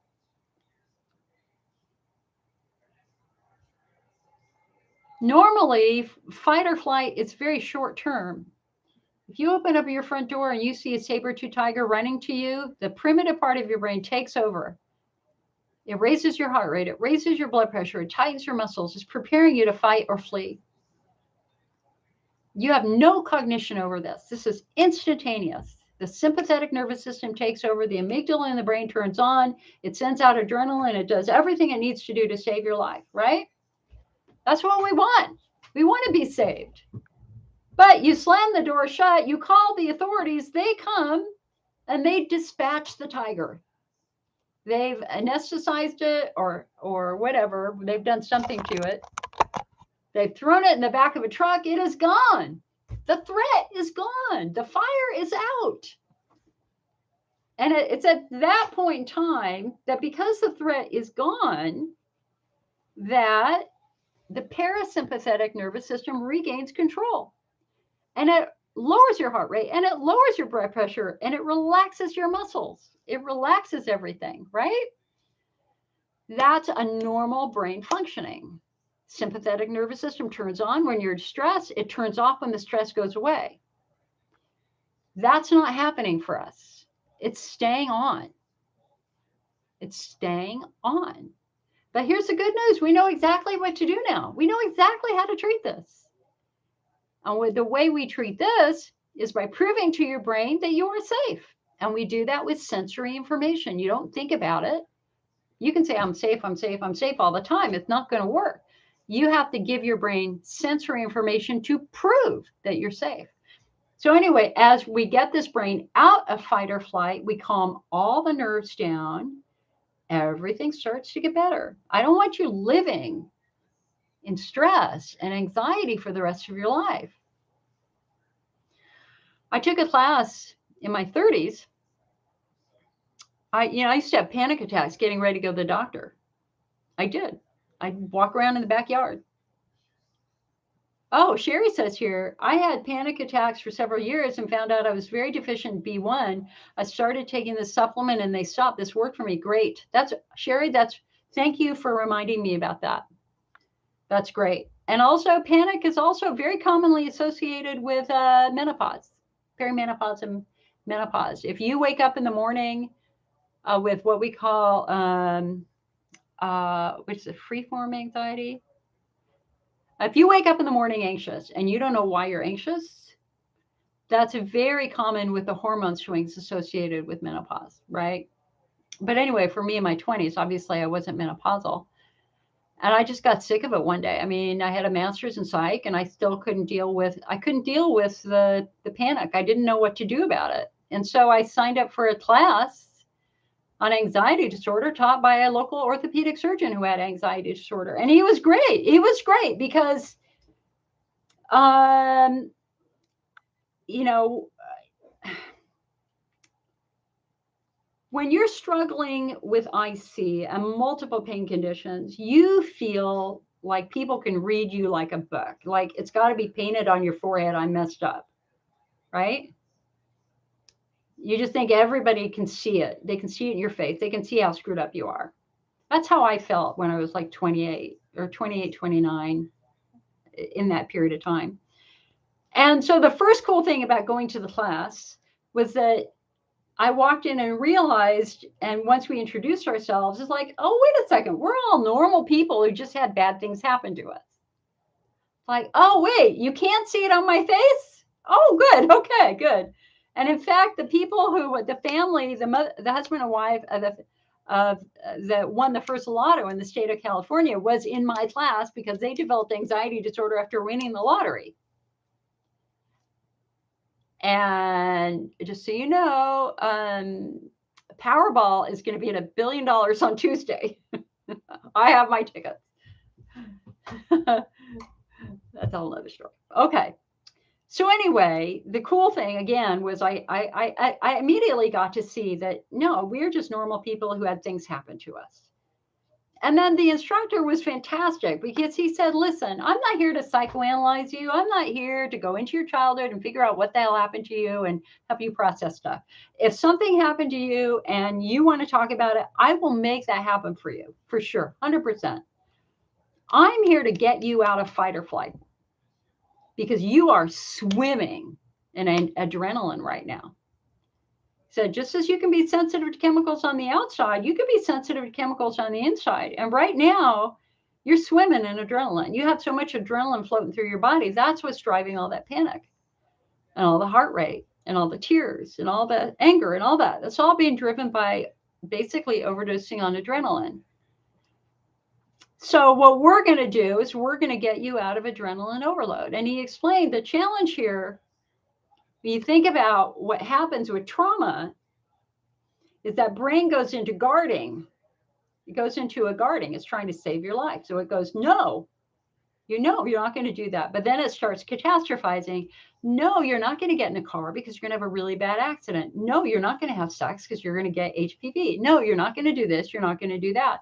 We have this catastrophizing going on. And the problem with the catastrophizing is you scare yourself even more. So now we have lots and lots. So we just have a simple thought causing adrenaline, triggering adrenaline. So anyway, he taught us a 3-step system. And I have done this for the last 30 years, and I have not had a panic attack. I came close last fall. I will admit it. Once I came close in a dentist's office. I had to get up and walk around. And this was with the dentist. Because the dentist was pissing me off. Okay, anyway. I have not had a real panic attack since I've taken this class, because this is what I do. They said the secret to reducing adrenaline and to reduce the whole cascade that causes panic is by being attentive to your negative thoughts. So when you have a negative thought, the first thing you do is visualize the stop sign. Just stop. We all do it. Get sick of it. Stop it. I don't want to think that way. So you have a negative thought. The first thing you do is close your eyes, visualize the stop sign. Just stop. Then you take a single deep breath in and out. And that single deep breath turns off the adrenaline from the negative thought. It's chemically neutral. It's done. It's over. And then the third step is you have to remind yourself it's a thought. It has no power. So what I say to myself is, oh my God, Jill, how arrogant can you be to think you can predict the future? You're not God. For all you know, tomorrow's going to be the best day in the world. Stop sign, deep breath, minimize thought. So they taught us the technique and they said, okay, we have one goal for this week. We just want to get you out of adrenaline overload. So as soon as you walk out of this room, we want you to start it. Be attentive to your negative thoughts. And I'm like, okay, I like the chemistry. I have 2 degrees in chemistry. I'm in. I'll give it a shot. Had my first negative thought walking out to my car. Oh, this will never work. What a stupid idea. You'll always suffer with anxiety. But I did it. Stop sign. Deep breath. Minimize the thought. I'm not God. For all I know, this is going to change my life, which it did. And that first day, I did it at least 100 times. At least 100 times. I was shocked. I was shocked at how mean I was to myself. Oh, you're so hopeless, Jill. Nobody will ever love you. Nobody will ever do this. You're just pathetic, right? Which again, that's just this whole anxiety, depression that was kind of going on at that time. But I did it. You know what? I did it. Every time I had a negative thought, stop sign, deep breath, minimize the thought.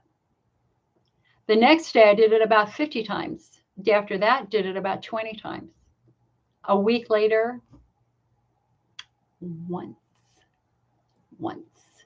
And for the first time since I was a kid dealing with the freaking crazy person, I was calm. I wasn't shaking. I wasn't angry. I wasn't crying. I was, wow. It was stunning to feel good for once. With none of that anxiety floating through my body at all. And I got, and obviously you can see my office. Okay. I live in a very happy home. Wherever I make it as happy as I can. I got snowflakes hanging from the hallway right now. I don't shut the drapes. The sun is shining in. I've got anything I can to inspire me around me at any given moment. So between living in a happy home, using a lot of positivity was critical for me. And I got to the point where my negative thoughts were maybe once every 3 months. I turned everything around. Instead of saying I'm pathetic, I said I'm proud. I'm proud of the person I am. Instead of feeling like I wouldn't have been a good mother, it's like I'm a great mom.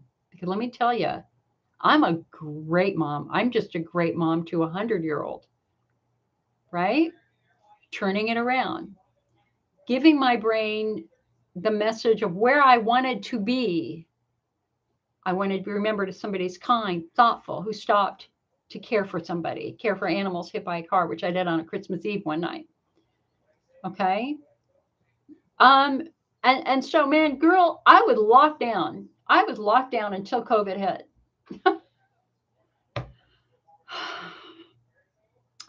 And the negative thoughts started creeping back. So I got to the point where I was doing it once or twice a day again, but that's okay because hello, we're living in a freaking pandemic, which is killing millions of people. Who wouldn't be anxious about that? Who wouldn't be anxious about that? The point is that I had a skill that I could use to help get me through that.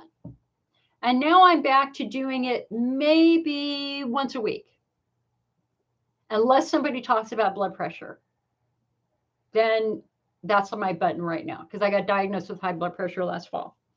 Even though it's normal, it was like my freaking straw that broke my tolerance level for this body. Right?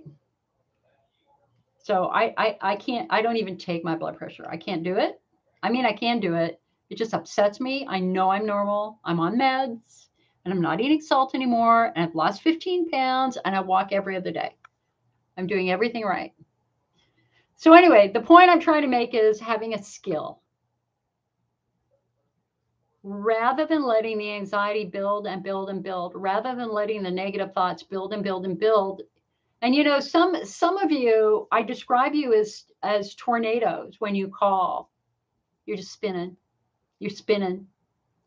You couldn't take a positive step forward if your life depended on it. You are so stuck in the it'll never work. It'll never work. I've done this. It'll never work. It'll never work. That's guarding. That's just guarding. And we have to break us out of that. And so this is so thrilling and so exciting that we now understand the underlying mechanism.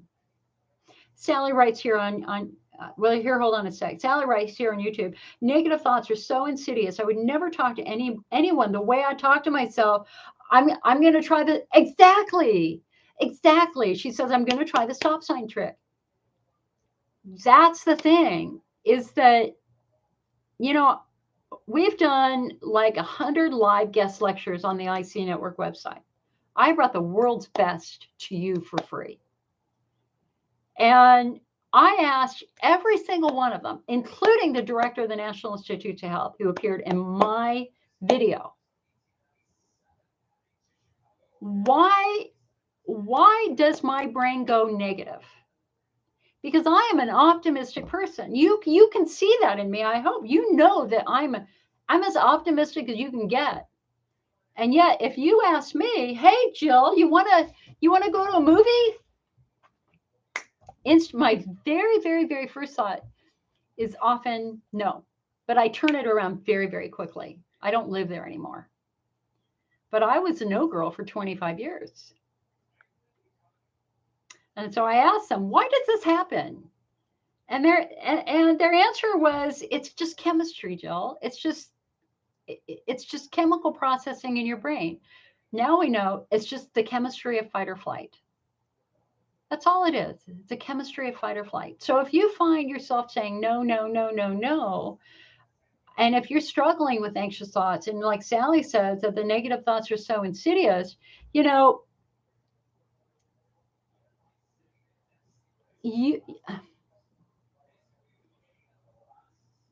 this is not your fault. And a lot of you think it is. You are not being punished. There is no shame. There is no blame. I don't want you carrying any of that crap in your brain. Stop it. I know this. You can't kid a kidder because that's the way I was. You're no different than someone who was hit by a car. They deserve love. If you have a family member hit by a car, you would run out there and you would hold their head until the ambulance got there. Then you'd get in the freaking ambulance, go to the hospital, you'd sit next to their bed, and then you'd bring them home and you'd care for them. You'd turn the freaking TV channel for them. You'd give them every of their favorite foods while they're recovering. So why don't you deserve the same care? You're hurt. You're hurt. Don't hide it. How are we going to teach children that they need to step up when somebody in the family is not feeling well if we don't give them the opportunity to do that? And it doesn't matter if you're a man or a woman, guy. I know you do it because I did it.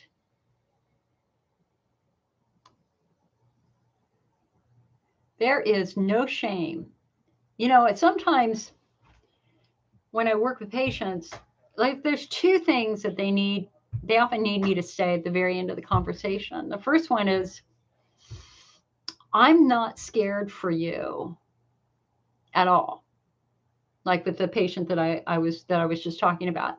She wasn't peeing blood clots. She didn't suffer with severe pain. There's no sign of anything other than very simple estrogen atrophy combined, with some other stuff. Context matters. When you're in pain, you feel like you're dying. You're not dying, you're hurt. You're hurt. And so, that's almost every single one of them says, thank you for saying that to me. I mean, and if there was something that concerned me, believe me, I would tell you. I don't hide anything. But for that typical estrogen atrophy patient or that typical pelvic floor patient or even the central nervous system patient, it's like, okay, this is doable. This is doable. And let's try to build a roadmap for that. And then the other thing that I think is so important is, and I say this, well, the psychology of men and women are very different. With men who have pelvic pain, especially if it affects sex, that really challenges your identity. And the thing about guys, and listen, I know you're watching this, is that you don't have anybody to talk to. Because it's not like you're going to go talk to your buddy and say, hey, when I have an orgasm, it feels like somebody's shoving up a knife up my urethra. Guys don't have the support they need. Guys truly are living often in isolation. And I want to challenge you, number one, that to tell your partners about this. You don't have to hide this from anybody. But more importantly, that men are taught as they grow up that it's their responsibility to fix everything. But you can't fix this right away. It's very hard for men conceptually to be facing this quote unquote incurable bladder disease. Of course, we now know it's not an incurable bladder disease. But when you say that to a guy, it's very fundamentally distressing for them. And so for the guys that are watching this, number one, you're not alone. Number two, you'd be amazed at the number of guys who call. I've worked with federal judges. I have worked with Secret Service officers in the White House. I have worked with Academy Award winners, Emmy Award winners. I've worked with F-18 squadron commanders, elite athletes, Denver Bronco football players with this. You are not alone, my dears. You are not alone. You are not alone. The funniest conversation I've had.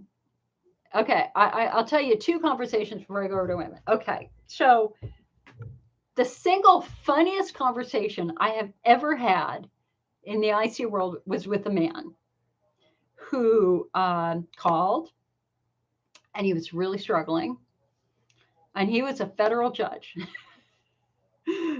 And he was just very honest, just like me. It's like, well, you need to know I'm a federal judge. And we're talking about it, and I'm like going, okay, so just try to help me understand a little bit about what your day-to-day challenges are. And he's like, I need to pee.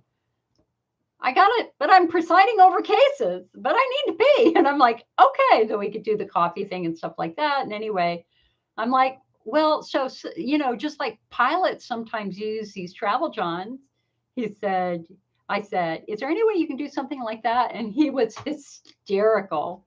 He goes, well, you should see my courtroom. He said, he sits at a huge desk, and there's nobody behind him. I mean, it's like huge. And the defendant and the plaintiff, they are far away, like 20 feet away. He goes, Jill, I got to tell you, I can pee in the middle of a trial now. I can do anything behind my desk. And he was laughing and I was laughing and it was hysterical. And hopefully I only had one conversation with Mike, truly, he's probably long retired now. Delightful man who found a way to make it work. And he probably was a pelvic floor driven patient from sitting for long periods of time. That's my guess. Okay. The single most important phone call I've ever gotten running the IC network was also from a man. And he called. This is Jill from the IC network. Can I help you? Sobbing. I had a man sobbing on the phone. I just kind of whispered to him. It's like, okay, let's take a couple of deep breaths.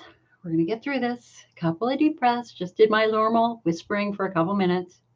What he said to me stunned me when he could catch his breath.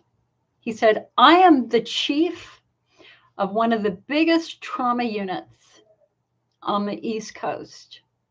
And I have IC, and I have bladder pain, and I have told no one.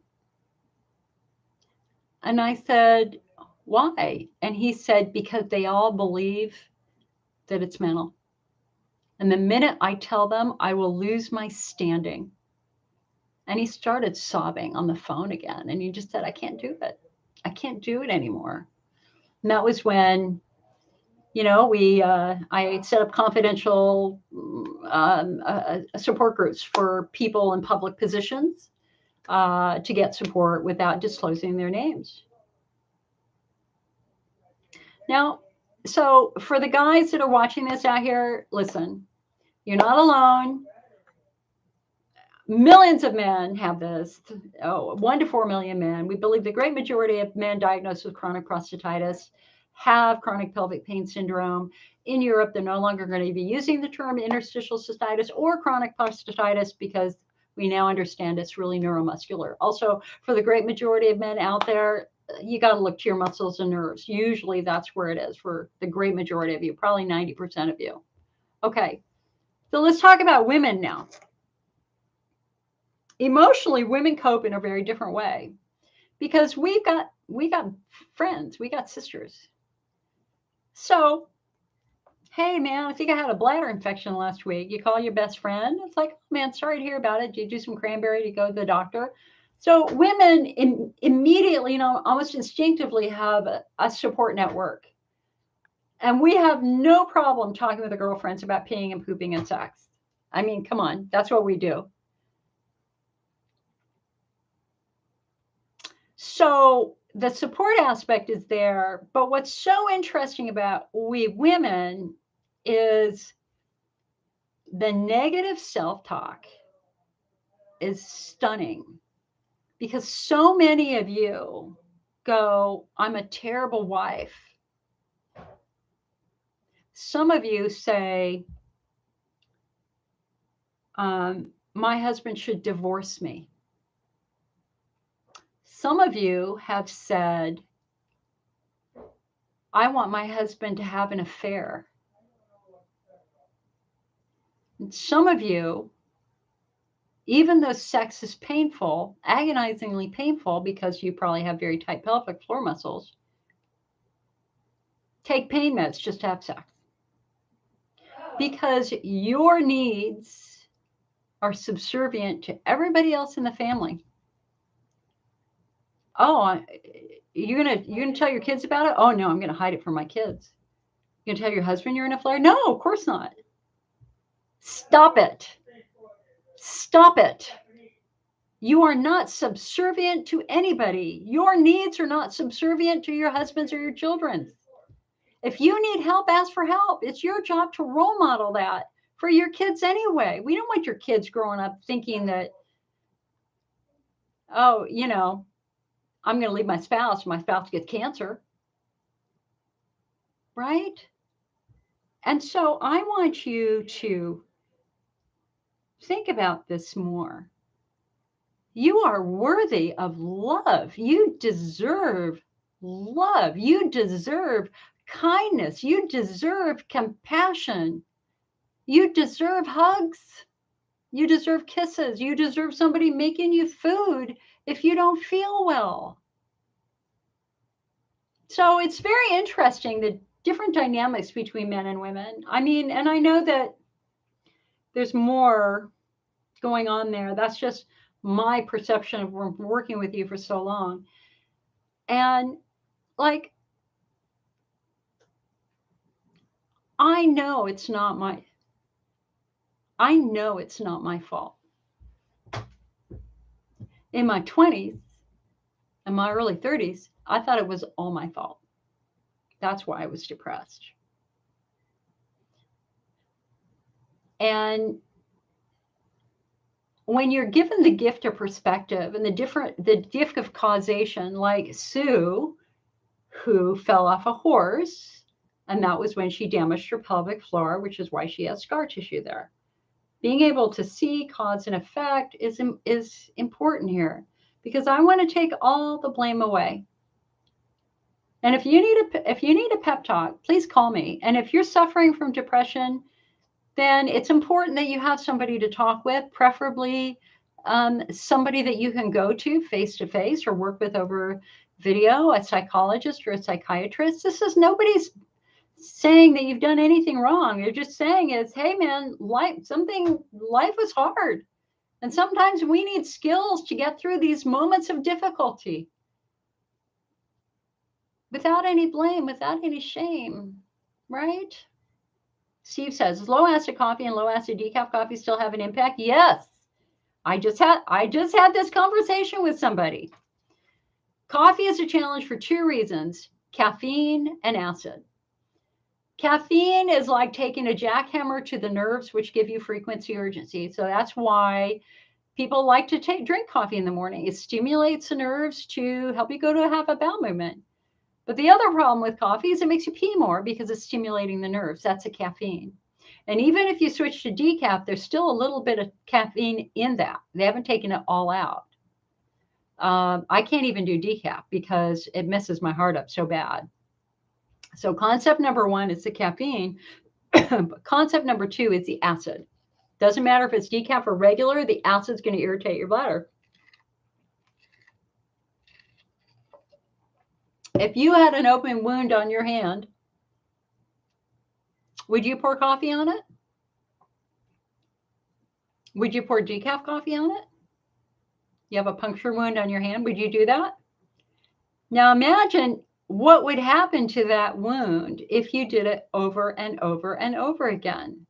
Would the wound get smaller or would the wound get bigger? Could a wound heal if you pour something irritating on it every day? The answer is no, it won't heal. So patients with Hunner's lesions should not be drinking any coffee at all, even decaf, although you can do Dandy Blend. Dandy Blend is the go-to, my friends. Dandy Blend is the go-to. Okay, this is fabulous. And ideally, we want you off the coffee for a minimum 3 months, preferably 6 months, before you do it again. And we have something called the IC Network Coffee Challenge. How do we know when it's time for you to do coffee again? We ought to do the coffee challenge. So the first thing you do is chamomile herbal tea or peppermint herbal tea. Does that bother you? It shouldn't. Chamomile and peppermint are like the perfect things to be drinking during flares. If you do okay with that, your next step is a rooibos brown tea, which we have right here. So rooibos is it's just a brown green tea, very mild. So this is the one we have in the IC Network shop. This is pumpkin spice rooibos, but it's not like pumpkin spice. It's more like caramel.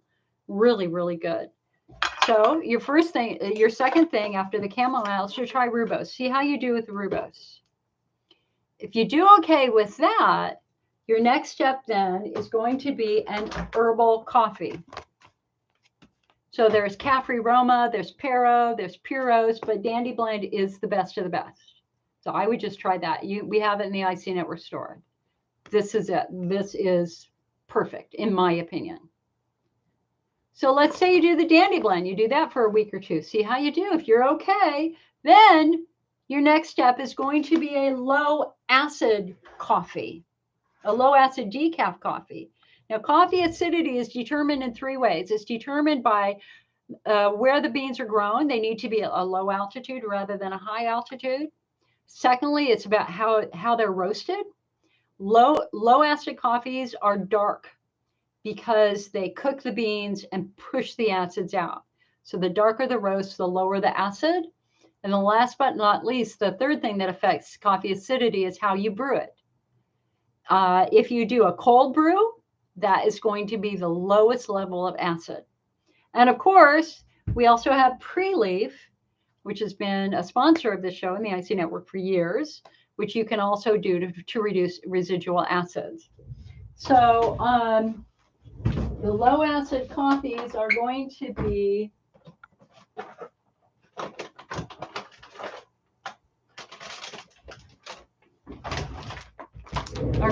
these. So Bella Rosa low acid coffee is, according to lab tests, the lowest acid in the industry. So we carry the Bella Rosa line, and the cool thing about Bella Rosa is they've got a decaf, a half calf, and a full calf. So for those of you who have been doing a lot of full calf and you get a headache when you try to get off the full calf, what you can do is switch to half calf, and that it will help you get down to the point where you're going to do decaf. So Bella Rosa Coffee Company, the bomb. Okay. Our second favorite is Tyler's Coffee, and they have K-Cups, and he says acid-free. They call it Tyler's first acid-free coffee. Well, the pH test shows that there's still a little tiny bit in there. The pH isn't a pure 7, according to some test results that I looked at, but still, it's extremely low acid coffee, just like the Bella Rosa. So he has a decaf and regular. This is a company out of Arizona. And then the third one, and actually I think we're discontinuing this one. I think we just decided to do that with Simpatico low acid coffee, which is I think out of Minnesota. There's also one Euromild up in Canada. So ideally, we want you to start with a decaf low acid coffee. Then you can try the half calf. Let's see if it changes your frequency. If it doesn't, then you're good to go to try the regular. But if you start peeing a lot again, you're going to have to go back down. Tabitha says, what do you mix with chamomile tea? Honey, yeah. Honey, perfect. Perfect mix with chamomile tea. And let's just, where is it? See, now my jaw is better. You see this? I'm talking normally now. Oh, thank goodness. Just that little bit of heat helped. Pre-Leaf is the bomb. Pre-Leaf has been around for since before I started the IC Network, and that was 30 years ago. This is my 30th anniversary, guys. We are now in the 30th year of the IC Network. Can you believe it? I can't believe it. I got to put that. We got to put that on our banner. It's on our website and in our store. Oh my God. I'm not wearing, you guys can see my missing tooth. I forgot to put my flipper on. This was a tooth that the hygienist broke. I have to get an implant in a couple of months. Okay. Anyway, Pre-Leaf, calcium glycerophosphate. And so you take 2 capsules of Pre-Leaf, and it will reduce 95% of the acid in a typical cup of coffee. It's calcium glycerophosphate, but you can't take this like candy. You know, calcium's got to go somewhere. And if you're prone to kidney stones, then your doctor might not want you to do a calcium product like this. Okay.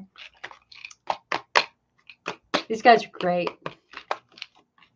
I always really like those companies that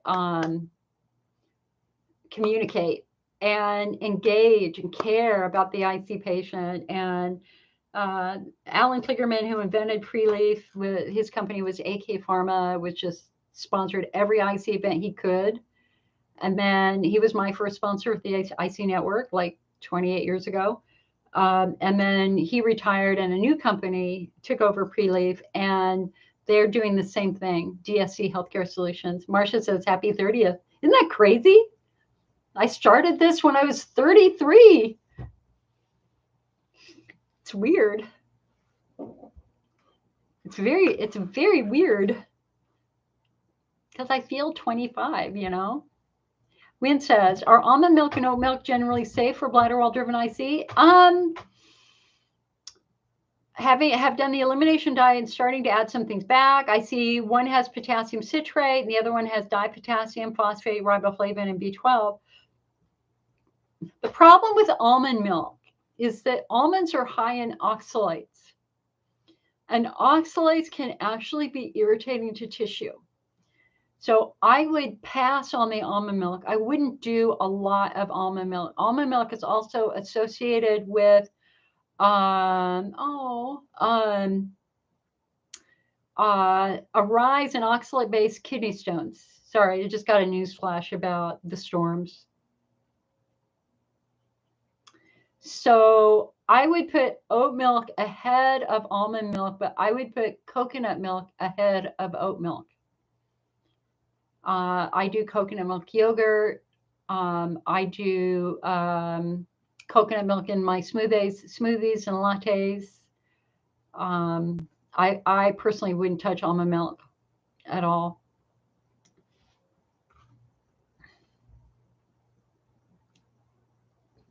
Katie says, thank you for all you do. You're welcome. All right, guys, come on. You're being easy on me. Give me some questions. I'm happy to take questions. Are you guys all, I deleted TikTok from my iPad. I am sick of staring at electronics all day. And we used to open books. Instead, once the end of the workday, make dinner, and then I grab my iPad, and then I'm looking at Twitter, and I'm looking at this, and I'm looking at that. And listen, I love TikTok, and I hate TikTok. TikTok changes your brain chemistry. It is weird. It is so weird because that short form video, and y'all know that there are companies down in Silicon Valley that specialize in brain addiction, and their goal is to create applications that addict you. I mean, there are companies devoted to this. And I feel that with TikTok. Renee says, does Dandy Blend come in K-Cups? No, it does not, because it's an instant. You just put a teaspoon in, put hot water or cold water in it, and you're good to go. So anyway, I have deleted TikTok at least 3 to 4 times in the last year. And then I get stressed about something and I just need to zone out. And so I upload it again. But what's so weird now is instead of being able to sit and read a book, which I used to do for hours, it's like I read a book for 10 minutes and then I want stimulation. It's like, give me a video. I want a video. I don't like that. I want to sit and write. I want to sit and be normal. I really feel like that changed the attention span of my brain a little bit. So even though I make TikToks for IC patients, I am not going to sit there for an hour in the morning when I wake up or 2 hours before I go to bed and watch videos. I don't feel good. Although I love Shoe Lover Mama Tot. Mama Tot makes me very happy. So I will watch Mama Tot on YouTube. Can you have a urethra infection and be missed by a doctor? Well, the question is, where does the infection live in the urethra? You know, it's going to be very well, I don't know if this is true. I don't know if this is true or not. The urethra itself is a pretty thin tissue. I have trouble imagining an infection lingering without you screaming in pain. However, the periurethral glands, which is a sponge-like gland that wraps around the urethra, that can easily become infected. That is the female prostate gland. It is a homologue to the male prostate, which means when you look at it under a microscope, it looks just like male prostate tissue. And just as the male prostate can become chronically infected and have difficult draining because the drainage ducts are microscopic and easily blocked, same is true for the female periurethral gland. So that can become infected. And what's interesting, I've worked with numerous patients who have had it. So what they do, so you can figure out if you have an infection of that gland just by obviously washing your hands really well, maybe putting a glove on, a little bit of KY. And if you stick your finger, I wonder if I could use my model. If you stick your finger up just about an inch up into your vagina and rub the front side of your vaginal wall, because your urethra is in front of your vagina. So if you just go like this far, and if you feel any painful bumps, that could be your periurethral gland. It's like, it feels like a deep pimple that won't pop, like the size of a pea, right? So if you think you have an infection of the periurethral gland, the first thing that you would do is just gently touch. And if you feel a lump that's painful, then yeah, you want to go to the doctor. Now, so for those of you who go to the doctor, the question is, what do they do about it? Well, it's really hard to drain because it wraps around the urethra. So what they'll do is they'll stick a little metal sound in your urethra, and they'll have a finger in your vagina, and they will squeeze. And what they're trying to do is open up a drainage duct to get the pus to come out. Not the funnest thing in the world, but doable. So what's interesting about the pus is when they culture it, because you would think it would be one bacteria, but it's not. It's a lot of different types of bacteria. And so we're still learning a lot about the biome. Some of those bacteria are supposed to be there. Others maybe aren't. So is it possible for some people for aloe to become irritating or to flare? Yeah, absolutely. It seemed to help for a bit, but as I'm ending my elimination diet and trying to get rid of residual remaining pain, when I stop at my bladder actually feels better. What in the world? It makes total sense. It makes total sense. That's why we don't want you to be on, a treatment for a long period of time without really asking, is this helping me or not? Is this legitimately helping me or not? So if you feel better, then step away. Tabitha says, my biggest downfall is carbonated caffeine drinks. I've cut it in half from the last year to the small drinks. I did quit for 3 weeks before, but I crave sweet. So I would eat anything sweet, but I still wanted more I can't have. Is there anything helpful tips? Okay. So Tabitha, on my Twitter feed this morning was a fascinating graph of the onset of a specific liver disease, like fatty liver, but there was a scientific name for it. It was a comparison of the onset, this extreme onset of liver disease, with the transition of soda from sucrose to high fructose corn syrup. And as soon as they switched to, and you think you can get Coca-Cola in Mexico, it is made with sugar. That's a hell of a lot safer than high fructose corn syrup. So anyway, this graph was like all the other liver diseases were pretty flat, and then they changed from sucrose to high fructose corn syrup like in the 70s, and bam, this liver disease skyrocketed, and it's still skyrocketing because of the high fructose corn syrup. So I would start trying some carbonated drinks. Let me go get one. I just had one yesterday. I don't like soda at all, but sometimes, and I get the whole sugar craving thing because that's me after dinner. I want to go get one and show it to you. Hold on.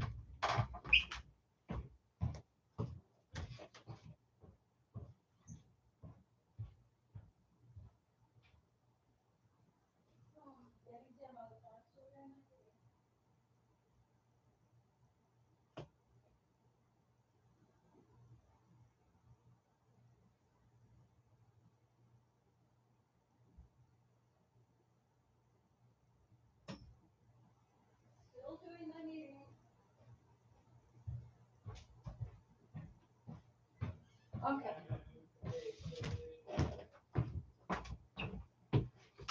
So this is what I would try doing to get yourself off of the Pepsi and the Coke and the Mountain Dew and the Dr. Pepper and the 7 Up, all of which have acid added for flavoring also.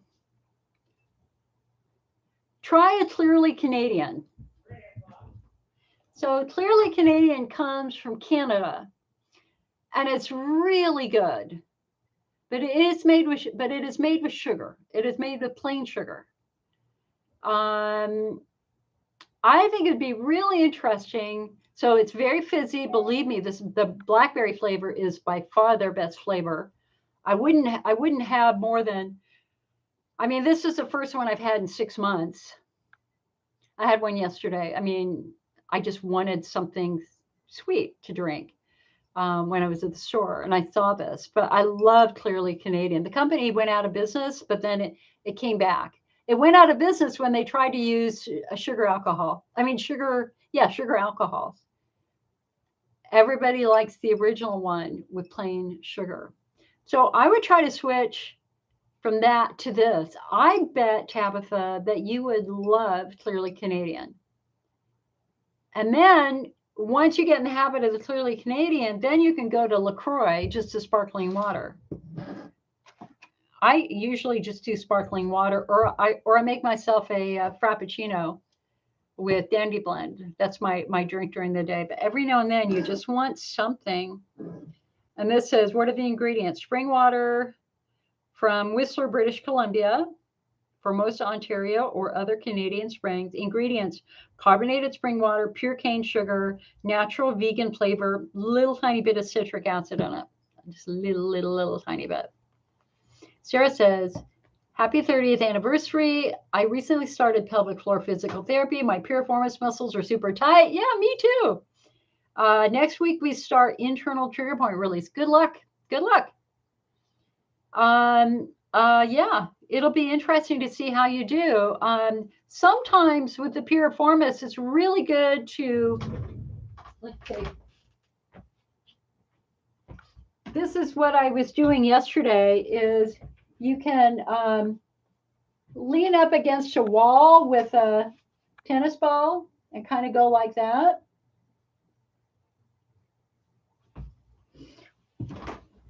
Usually you're doing it laying on the ground. You lay flat on your yoga mat and put it under your butt cheek, and that's one way of doing it. But the internal, there's no substitute for the internal work. The internal work's really important.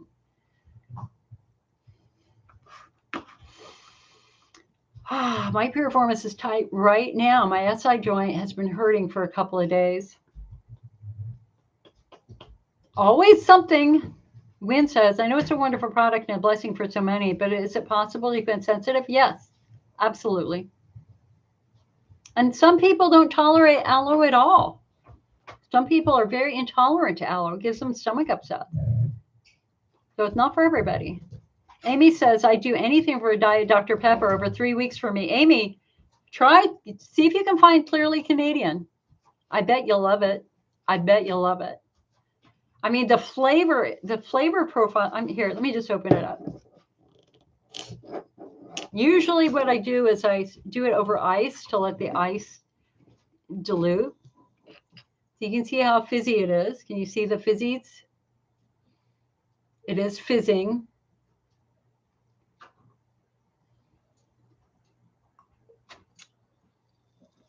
Mmm.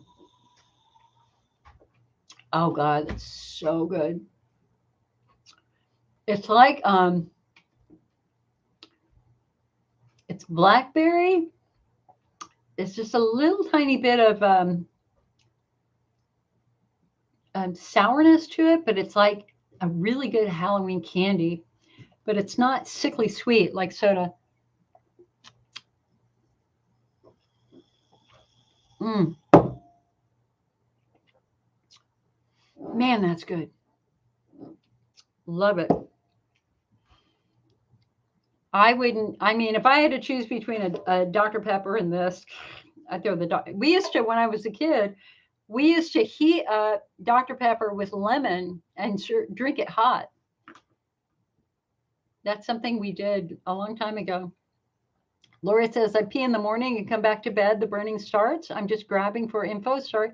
So again, so Lori, again, it's about where is it burning? Is it burning on the outside on your skin when you pee? Is it burning in your urethra while you're peeing, or is it burning in your bladder as your bladder's filling up with urine? Lori said, is smoked meat on a smoker bad for a flare? Got a new one for Christmas. The salt is more bad. I don't think the smoked meat is going to be bad. The question is, are they also using a lot of salt, because salt on a wound hurts? Joni says, I've gone off Elmeron, tapered down over a few months and stopped completely 6 weeks ago. Good job. Taking 4 bladder builder and 4 aloe from Desert Harvest. How long until I can feel like I've successfully gotten rid of the Elmeron? Well, so it really depends upon, in my opinion, on your pain sensation. Elmeron is a coating. It's a coating, right? It's a synthetic coating. It's like a chemical Band-Aid in your bladder. And of course, we now know that Elmeron is associated with retinal disease and eye disease, which is why, many, if not most patients are choosing to get off of it. So if it's the coating effect that's working the most for you, then rather than doing the bladder builder, I would look at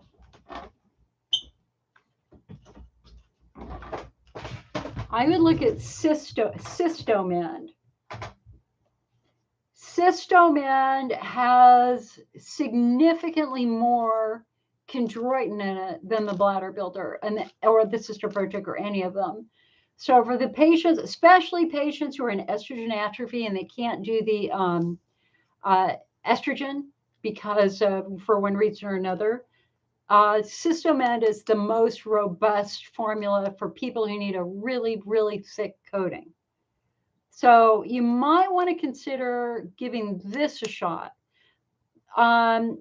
The bladder builder has the PEA in it for pain relief, though. And so if pain is a dominant sensation, you could do the bladder builder and the Peora. Instead of, you could do the Cystomend and Peora as compared to just the bladder builder. So it just kind of depends upon how thick you need the coating to be.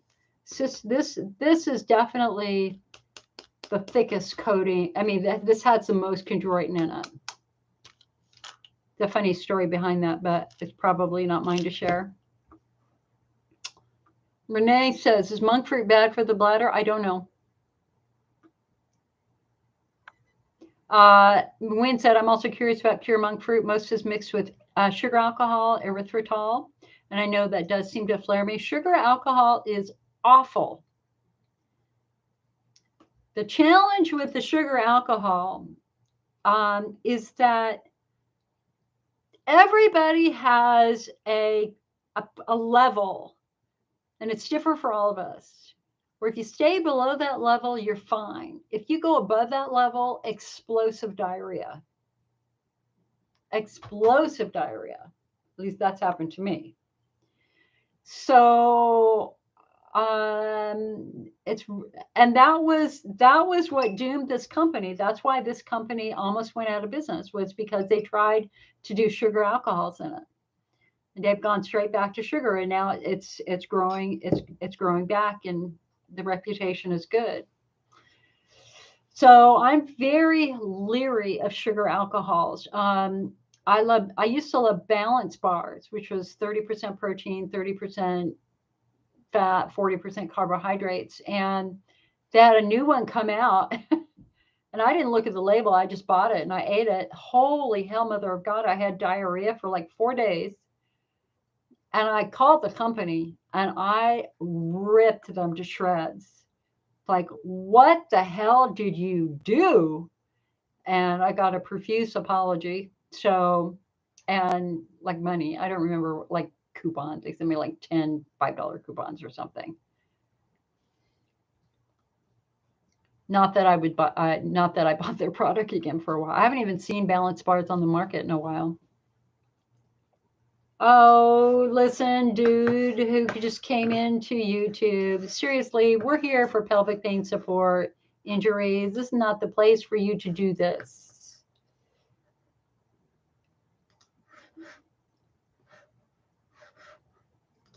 Sorry, we had probably some Russian sex trafficker post something, but it is gone now. I have blocked them. Tabitha said, oh, okay, I didn't know how sparkling water would affect symptoms. You just have to give it a shot. Sparkling water is a hell of a lot less traumatic than soda. Denise says, I'm having routine colonoscopy Friday. Good for you. I've had a few in the past. This time the doctor gave me pills and the anti-nausea pills. Tips on how to make it easier. I'm getting nervous. Well, I heard sometime in the last month, somebody was talking about how they've created a new colon cleanse that's just pills. So you don't have to swallow any of that foul stuff anymore. So is that what they gave you? Because man, drinking down that colon cleanse stuff was really almost the hardest part of getting the colonoscopy, other than staying on the toilet for 5 hours or 10 hours afterwards. It's really rare. I mean, I have an article on our website where we actually went through the different types of colon cleanses. It's really rare that I see or flare from a colon cleanse. I did the Miralax protocol, which was 4 biscotal pills at 5 o'clock the night before. And then it was Miralax dissolved in 2 containers of Gatorade. And I did the lime Gatorade. And didn't hurt my bladder. I will tell you, just getting down the second container was hard. It's important to mix up flavors. So if you're going the Gatorade route, like get green and then get blue, so that you can switch flavor mid between and you're not stuck in this. Ugh. Lori says it's my urethra that burns the mornings afterwards. So Lori, how old are you, hon? How old are you?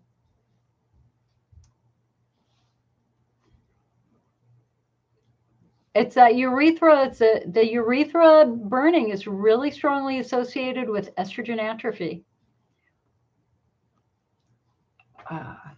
Wynn said she did the Go Lightly and had no problem. Lori's 59. So, okay, hon, you're in estrogen atrophy.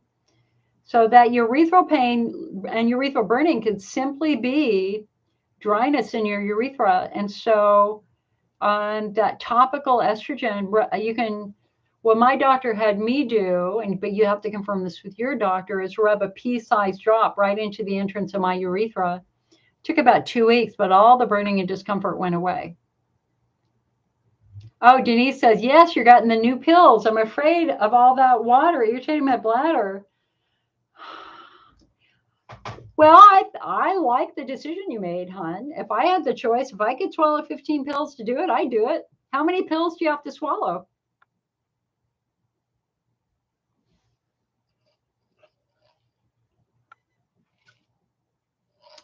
Sarah says, you have the squatty potty now, and your bladder emptying has improved with positional assistance. That's good to know. It's very good to know. Squatty potty is basically a stool that you put in front of your toilet. I have one. I forget to use it most of the time, but I have one. And you just put your feet up on it. It raises your feet about 5 inches or so, and it torques your muscles so that into a more friendly position for having bowel movements and peeing. So that's great, Sarah. Good for you.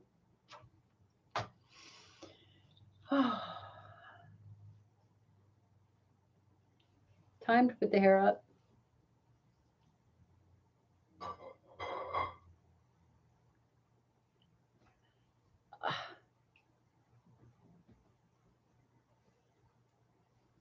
Sorry, I've got 2 different cameras and one's on a delay. That's why you see me looking around. We would have 3 cameras. I did just buy a new computer finally.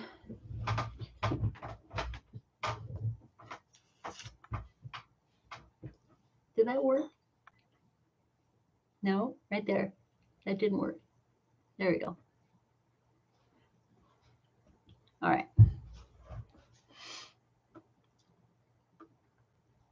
24 pills. Oh my God.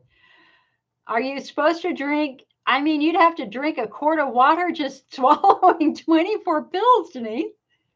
But still, I mean, honestly, I heard really good things about it. So I hope you'll tell us how it goes. Lori says, I take an estrogen pill, 2 milligrams, break it in half. Would taking a whole be more effective?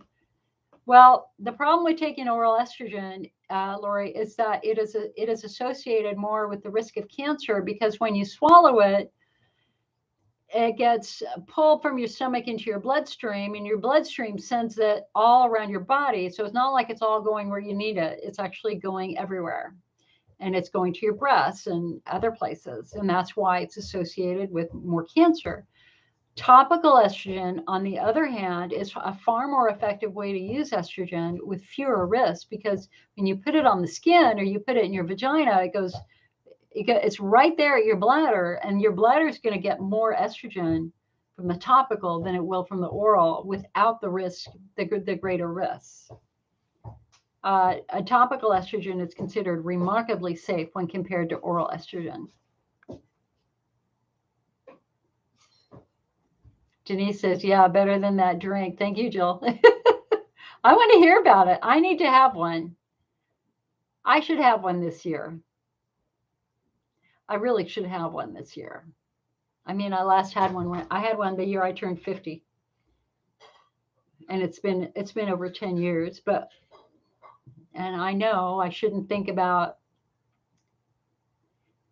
we don't have any family members who've had GI cancer, knock on wood. But it's about what you eat and all that sort of stuff too. Okay, time for a potty break. I need to pee. I'll be right back. If you need to go, go.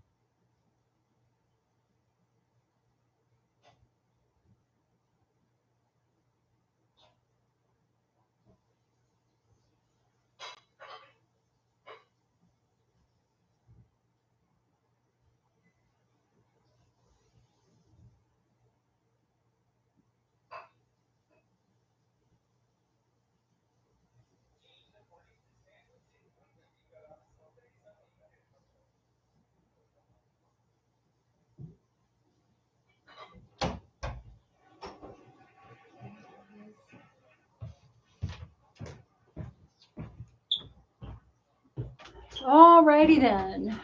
All righty then.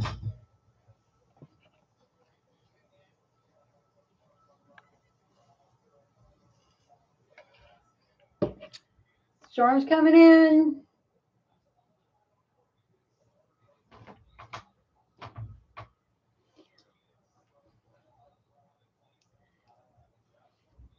All right, guys. Well, listen, we've been here for 2.5 hours, just about.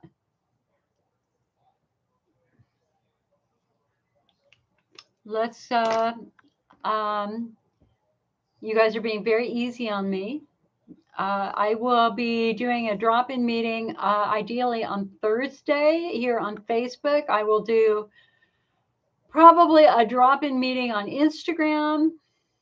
And then I will be back here doing the normal support group meeting on next Sunday. Knock on wood. Knock on wood. You never know at this point in time. But I will do my best to be here. Lori says, last question, best water, spring water, Calistoga water, out here in California, the Crystal Geyser or Calistoga water. You just want a good, healthy spring water. You don't want DIY. I mean, you don't want purified water or what's the other water that starts with a D? Distilled. You need the pH balancing minerals. That's why we do a spring one. Amy says, love your opinion. Do you feel it's safe to do installations with heparin, bupivacaine every 2 days at bedtime? It's the only way to sleep? Sure. I mean, the safety data, well, okay, let me I got to qualify this, Amy. So hold on a sec. Are rescue installations safe? Well, they're not FDA approved, but they are standard of care. The only FDA approved installation is DMSO, and you certainly wouldn't want to do that before bed because that can hurt like the dickens. So the most popular installation used around the world for patients with bladder wall-driven symptoms is indeed heparin with some sort of numbing agent, like lidocaine. You're doing bupivacaine. But the other ingredients matter too. So some doctors will use a little steroid. Some doctors will put an antibiotic in there. But perhaps the most important, but also most dangerous ingredient is baking soda, sodium bicarbonate. Of course, not real baking soda. It has to be medical grade. Sodium bicarbonate is an alkalinizing agent. You know, when you think about the bladder and think about your skin, think about your skin for a moment. It's a barrier. It doesn't let water in. If I put water on there, it's going to stay on my skin. It's not going to soak through. So how do we so the same is true for your bladder wall. Your bladder wall does not let stuff through. The purpose of one of the main purposes of the bladder wall is to keep body waste away, to keep body waste confined, right? Because we don't want body waste like ammonia and urea to float through the body. So the bladder wall is a very challenging barrier.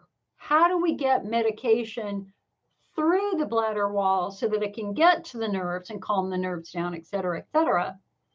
Well, what they found, and the doctor who made this discovery was Richard Henry up in Canada. I interviewed him, is that when you alkalinize the solution, you give it just a little bit of sodium bicarbonate, that change in pH helps the medication penetrate. It helps it get through. But then you run the risk of overdose. If you start playing, you should never, ever, ever play with that formula on your own. I don't know if they're giving you a pre-mixed or you're mixing it on your own, but you never, ever, ever, ever mess with a bladder installation formula and think more is better. Because if you increase your sodium bicarb, that could lead to an overdose very quickly. Because the more you use, the more of it gets to the bloodstream, and you could literally overdose on it. So your question, do I feel it's safe to do instillations of heparin and bupivacaine every 2 days at bedtime? Yes, as long as your doctor prescribed that for you, because I can't give you medical advice. Only your doctor can give you medical advice. You should never experiment. You should never play with dosaging, anything at all like that, or ingredients, ever, ever, ever, ever. Okay? The deadly combination is the anesthetic and the sodium bicarb, because that's what you would overdose on. I don't even remember, years ago, they had patients, it's primarily down in Florida, who were having fat removal, liposuction at kind of questionable, sketchy facilities in Florida. And what they would do is they do the liposuction, then they coat their belly with lidocaine, then they cover it with plastic. And some patients died because the plastic pushed too much lidocaine into their bloodstream. So, and I guess I would play devil's advocate with you and go, listen, if nighttime is really bad, normally when nighttimes are really, really bad, there's something during the day that's irritating the hell out of your bladder. Like something you think is okay, like a multivitamin or vitamin C or B6 or something like that. And so I would also really challenge you to look at what's happening during the day. And is there anything that you're eating or exposed to during the day that's triggering the hell out of your bladder? I mean, 9 times out of 10, for that patient with extreme frequency, getting every 15 minutes, we can usually find something that's very irritating. Loretta says, I found that coconut milk and yogurt flare my IBS. Really? Heather says coconut milk has high fat, and that's the problem. I use rice milk. It irritates nothing. Great. That's great. Thank you, Loretta. Thank you for sharing that. That's interesting. I love Heather Von Voris. You're referring to Heather Von Voris, who founded helpforibs.com. Man, she saved my life. She just really helping us all understand why the nerves in the bowel get so triggered and to cause diarrhea or constipation. So I love the rice milk reference. Of course, the challenge with rice milk is that rice milk has, what is it?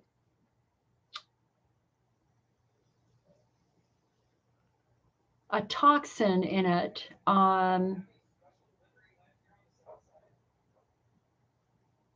What is it? What is it? The problem with juicing and milk and all these milks is that you end up being exposed to more than you would normally consume. So arsenic, yeah, it's arsenic. So high levels of inorganic arsenic have been detected in many rice-based products, such as rice milk. Arsenic in rice milk, Rice Krispies, brown rice syrup.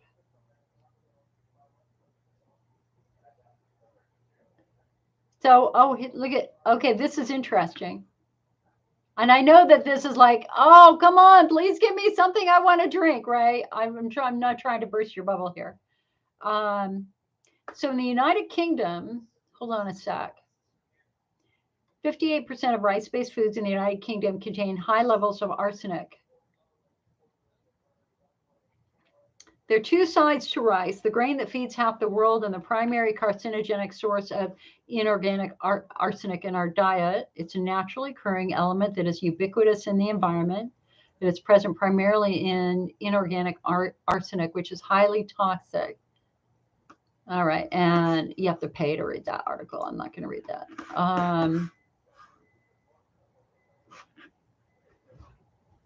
So, I mean, I think just not going over the top. I mean, I eat rice a few times a week. I would just be a little bit worried if you're drinking a lot of rice milk every day. It might not be the best choice. Okay, hold on a sec. Children should not drink rice milk because it contains harmful levels of arsenic.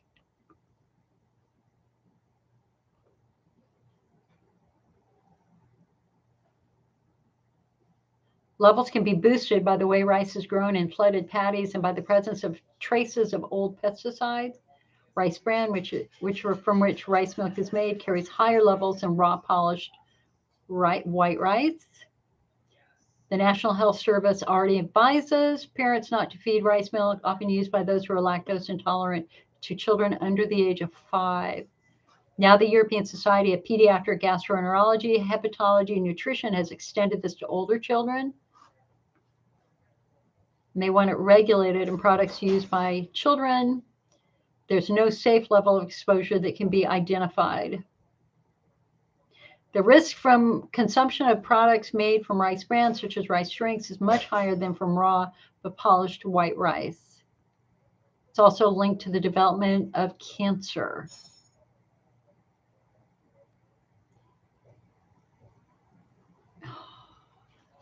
And I think about the gluten-free pancake mix that I used yesterday that is rice flour and potato flour.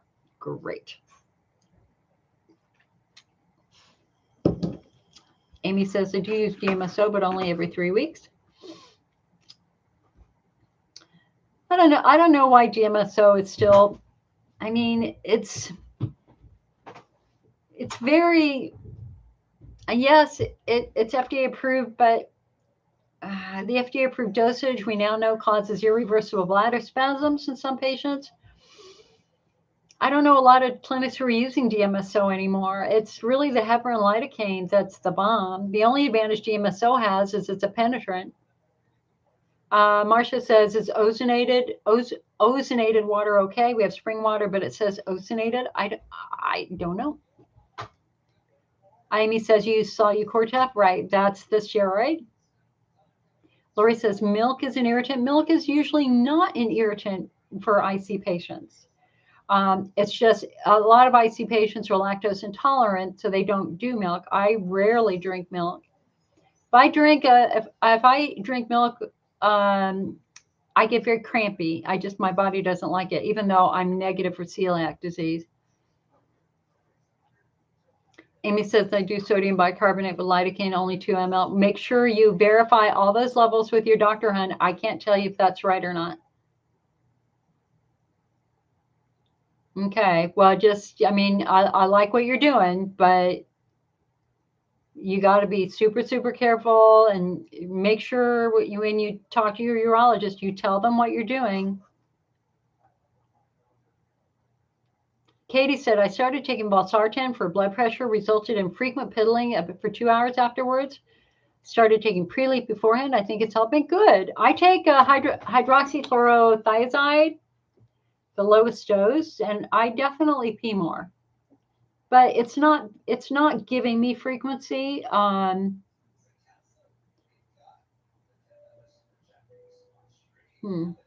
Is it?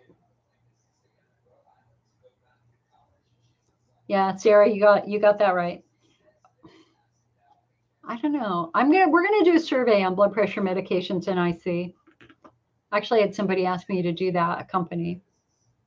Amy says, I cut multivitamins and other irritating food 3 weeks ago. Okay, so you're just at the beginning, hon. Nothing happens in 2 weeks. 3 weeks is barely scratching the surface with respect to bladder healing. So you got to stick on that for a good 3 months, 6 months, and let's see where you go. You could be a new woman in a couple of weeks. Deb, hi Deb. 6 months post hysterectomy with prolapse repair, pain gone? Yes. Frequency still there. Damn it. IC is bladder wall driven with estrogen atrophy. Add on breast cancer diagnosis. Oh, girl, I'm so sorry. Got diagnosed with breast cancer in September. You've had surgery, radiation, and per oncologist would have stopped estrogen cream. Would bladder builder help? Sure. Any supplement with chondroitin would at least give you some more of that coating. So, um, um, so you've got four choices. You've got bladder builder, cystomen, bladder rest, cysto protect. Those are the choices. And um, bladder builder is, in my opinion, the best supplement on the market because it has the most methods of action to help, including PEA to calm nerves down. But if you're not struggling with pain, if you're just struggling with frequency because of the atrophy, then the cystomen would be this really thick coating effect of this potential thick coating effect would probably be the choice. And I'm so sorry about your cancer diagnosis, but I'm really proud of you. I'm really proud of you. Look at what you've done. You've had surgery, you're doing radiation. You are kicking butt, girl. Keep it up. Tabitha said, I'm also bad about getting my fluids in, especially with water. Roughly how much water or fluid should we be taking in? About six glasses. They've reduced it a bit. The proof is in your urine. What color is your urine? If your urine is clear, you're drinking way too much. If your urine is dark yellow or brown, you're dehydrated. If your urine is a pale, clear yellow, you're gold. Lori says, our tap water comes from a spring for the wind. Yes. Vivian says, how do I find a specialist that practices IC as a disease? Well, the new guidelines say flat out, IC is not a bladder disease, hon. We don't think of IC as a bladder disease anymore. We think of it as a pelvic pain syndrome driven by nerves and muscles. This is why we subtype. 85% of IC patients have messed up muscles. 85% of IC patients have hypertonic muscles. So, your first step is to try to figure out what subtype you could be, because subtyping matters, right? So if you have Hunner's lesions, then you need to be with a urologist. If you have estrogen atrophy, your gynecologist might be able to help with that. If you've got pelvic floor dysfunction, and there are only two recommendations in the new AUA guidelines that came out last June. Recommendation number one is every single patient coming in for a diagnostic workup should have their muscles checked. And if that patient has tight pelvic floor muscles, they are to be immediately referred to physical therapy. Because now we understand the devastating toll that tight pelvic floor muscles play on the bladder and the vulva and everything else down there. The other recommendation is if they find Hunner's lesions, they want them treated immediately. No more of this waiting. It's Hunner's lesions. So we've got 5 core subtypes: Hunner's lesions, bladder wall driven from estrogen atrophy, chemical irritation, or chronic UTI. Our third subtype is pelvic floor. Our fourth subtype is pudendal neuralgia. And our fifth subtype is central sensitization. These are the patients who have multiple pain conditions, the IC, the IBS, the vulvodynia. And for these patients, we're going to focus not on the bladder at all. We're going to focus on the central nervous system because it's the central nervous system driving all that pain.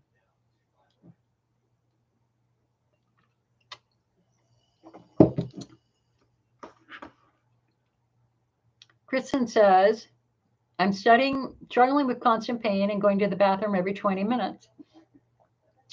Okay, Kristen, how long has this been going? So this is what I want you to tell us. How long have you been in this level of pain?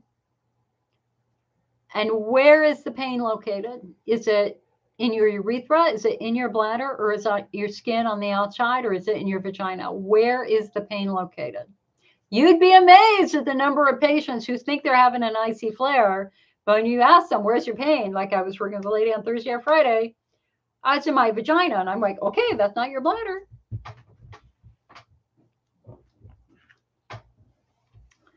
So how long have you been in this level of pain, and where is the pain located? Marlia says, what muscle relaxer did you say works best for the bladder wall? The bladder wall is composed of smooth muscle. The pelvic floor is composed of skeletal muscle. They have different treatments. So if you have tight pelvic floor muscles, you're going to want to do a skeletal muscle relaxant. That's baclofen, which you spelled correctly, Baclofen. Baclofen is a non-sedating skeletal muscle relaxant. You can drive with it. You can go to work with it. It's fine.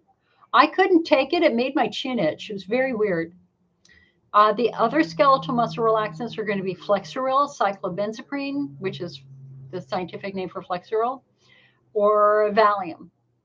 And so I do Flexeril at night, a quarter of the lowest dose almost every night now. Kristen said, I have very tight bladder muscles. You tried physical therapy. It was a nightmare and it hurt very badly. Okay, so Kristen. Let us talk, girl. Let us talk. So, and she says, it's in my vaginal area and it burns like fire. Okay. Sally says on YouTube, the only muscle relaxer that ever worked for her was Soma, but nobody's prescribing it. Yeah, it doesn't come up often. It used to come up 10 years ago, not so much now. Okay, so Kristen, let us dissect your discomfort here for a moment.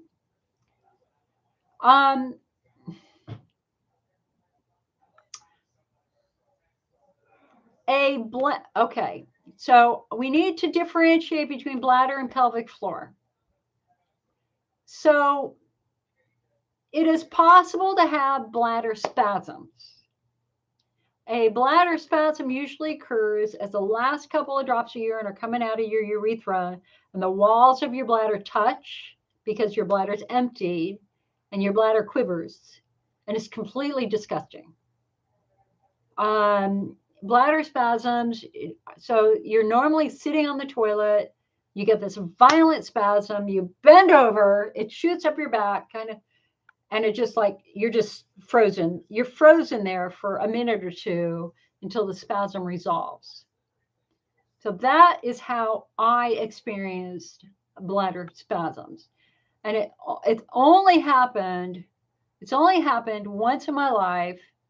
And that was because I had a really bad UTI that we thought was a flare for 6 weeks. And the infection got so bad that it was bad. So I hated going to the bathroom because I knew I would have this terrible pain that was this bladder spasm. I don't think that's what you're describing. Kristen says, yes, that has happened to you. Okay. So if that has happened to you, we can turn that off within 20 minutes with a smooth muscle relaxant called Ditropan. Ditropan is a brand name. The scientific name is oxybutynin. It's a blue pill. So if you're having that spasm associated with the end of urination and it froze me in my tracks. I literally bent over and was just like, what the hell is this? It was so bad. I even walked into my urologist's office without an appointment sobbing. They'd never seen me cry, and I ran their support group. They had never seen me cry, ever. And I walked in sobbing. And they immediately pulled me behind, and the nurse that I worked with was like, what the hell's going on, Jill? And I explained this, and she goes, don't you know you're having bladder spasms? And I'm like, no, I've never had this before, and it's disgusting. Yeah, right up my spine, very painful. Yeah, that's how I felt it too, man. It just shot right. It just paralyzed me. It was just like, oh, what is this? And it took a minute or two for everything to relax, right? So, okay, Vivian says I have bladder spasms daily, and it's never after I urinate. Well, that just shows we're all very different. The only time I've had bladder spasms was at the end of urination myself, but we're all different. So I believe you. And hold on, my dad just yelled. Hold on.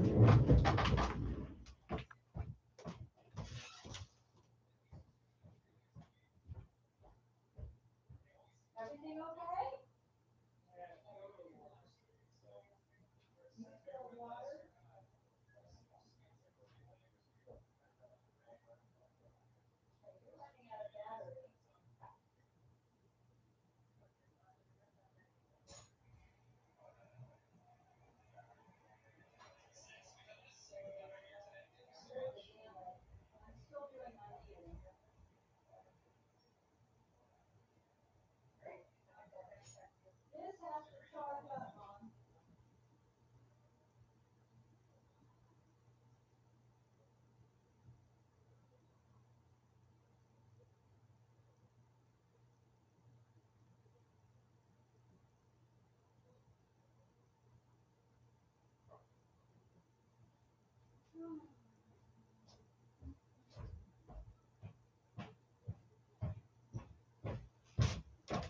All is well. All is well.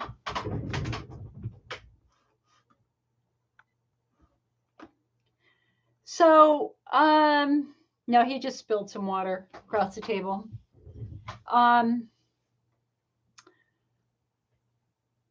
Well, so Vivian, number one, we have to figure out why the hell your bladder is spasming. And usually there's a really good reason why your bladder is spasming, just a really strong irritant every day. Or again, like a UTI, if you're drinking coffee every day, something like that, taking a multivitamin.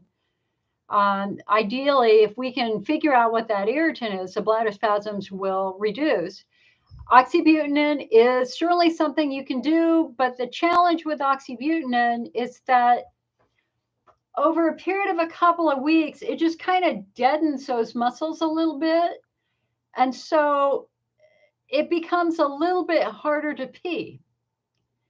And I took it for about 3 weeks. And at the end of the 3 weeks, it was like, I'm really having trouble starting my pee. And that was because it had kind of deadened those nerves. And so, there comes a point in time when you really need to pee because your bladder's hurting. And then you can't pee because you've got this medicine that's kind of messed up those nerves. So I always did it on an as needed basis after that. And yeah. So you'll have to talk to your doctor or your pharmacist about the pros and cons of doing oxybutynin daily or not.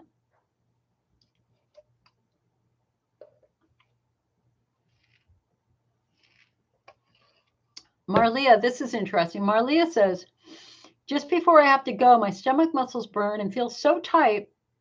My back and waistline hurt terribly. After I urinate, it settles down. Let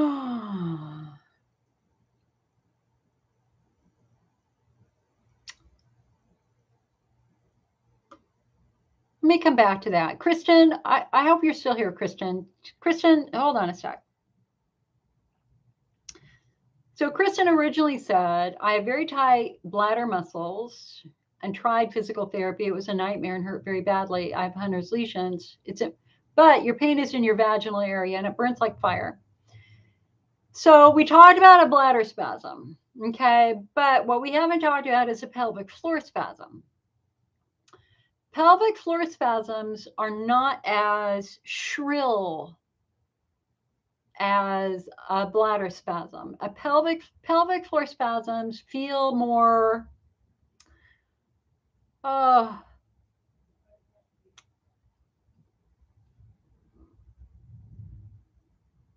pulling, pushing, vibrating, feeling like you're sitting on a cell phone on vibrate. But here's the thing, Kristen. The fact that so you went to physical therapy and it hurt. Okay, that's actually really encouraging. Because what it means is that they touched the area that was hurting. They found the problem. I call that your hallelujah moment. So when you go and have a pelvic floor assessment, their job is to study your body, right? So they look at your legs, they look at your core, they look at your back, they look at all of that. They measure your legs, see if you got one leg longer than the other. They have you walk up and down a hallway, see if you're walking normally, limping, et cetera, et cetera. And then eventually they ask to do an internal exam. And you're not in stirrups or anything like that. You're just laying on a table and the physical therapist just has you bring your knees up a little bit and open your knees slightly. And they just insert a finger up in your vagina, gloved, of course, with a little KY. And all they're going to do is touch muscles. They're just going low, they're going high. They're just touching muscles. If they touched a muscle and triggered pain, that is what I call your hallelujah moment. That's really exciting because they found it. They found it. And your immediate answer back is, okay, Al, that hurts. What are you touching? What are you touching?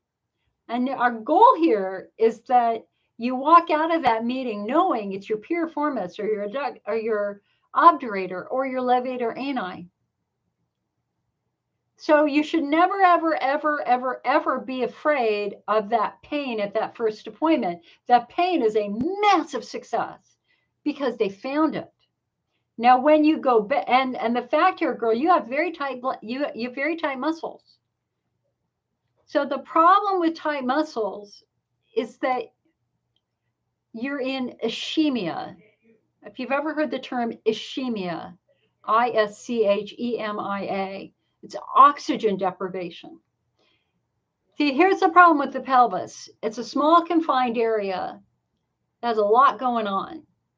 You think about your pelvic cavity, you've got your organs, you've got your urinary tract, you've got your reproductive tract, you've got your bowel, you've got your skeletal muscles, which help you walk and open and close your legs. You've got your tailbone, which those muscles attach to, right? You've got giant blood vessels that go down both legs and to provide blood supply to your feet and your toes. You've got giant nerves that also split and go down both legs. And as Dr. Jerome Weiss says in his fabulous book, this is the book. This is the book. If you got pelvic muscle, this is the book to buy. This book is insane. It is so good. And as he says in his introduction, Western medicine fails the IC patient and the pelvic pain patient because the doctors play in their sandbox. They don't look out. They don't look outside their sandbox. Urologists stay in the urinary tract. Gynecologists stay in the reproductive tract. Gastroenterologists stay in the bowel. They don't look at relationships. And that's the problem. Is nothing operates in isolation in the pelvis. Everything influences everything else. And what we now know in the last 10 years is that for the great majority of patients, it's their muscles. 85% of IC patients have a tight, high-tone, hypertonic pelvic floor muscles. So here's the problem. When your muscles are locked down tight, what are they doing? They're squeezing nerves and they're squeezing blood vessels. So now think about what happened. Okay, so look, let me see if I can do this. So if you take your hand and you squeeze, look at what happens. It turns white, right? Because we've restricted blood supply and it takes a couple of seconds for the blood supply to come back, right? You can see that. I squeeze, the blood gets pushed away. That's what happens in the pelvis. But it doesn't go away because your muscles are locked down tight. And so I'm going to ask you this question. If your bladder is supposed to get 24 units of blood a day and it's only getting 10, will you have a healthy bladder? No, you will not.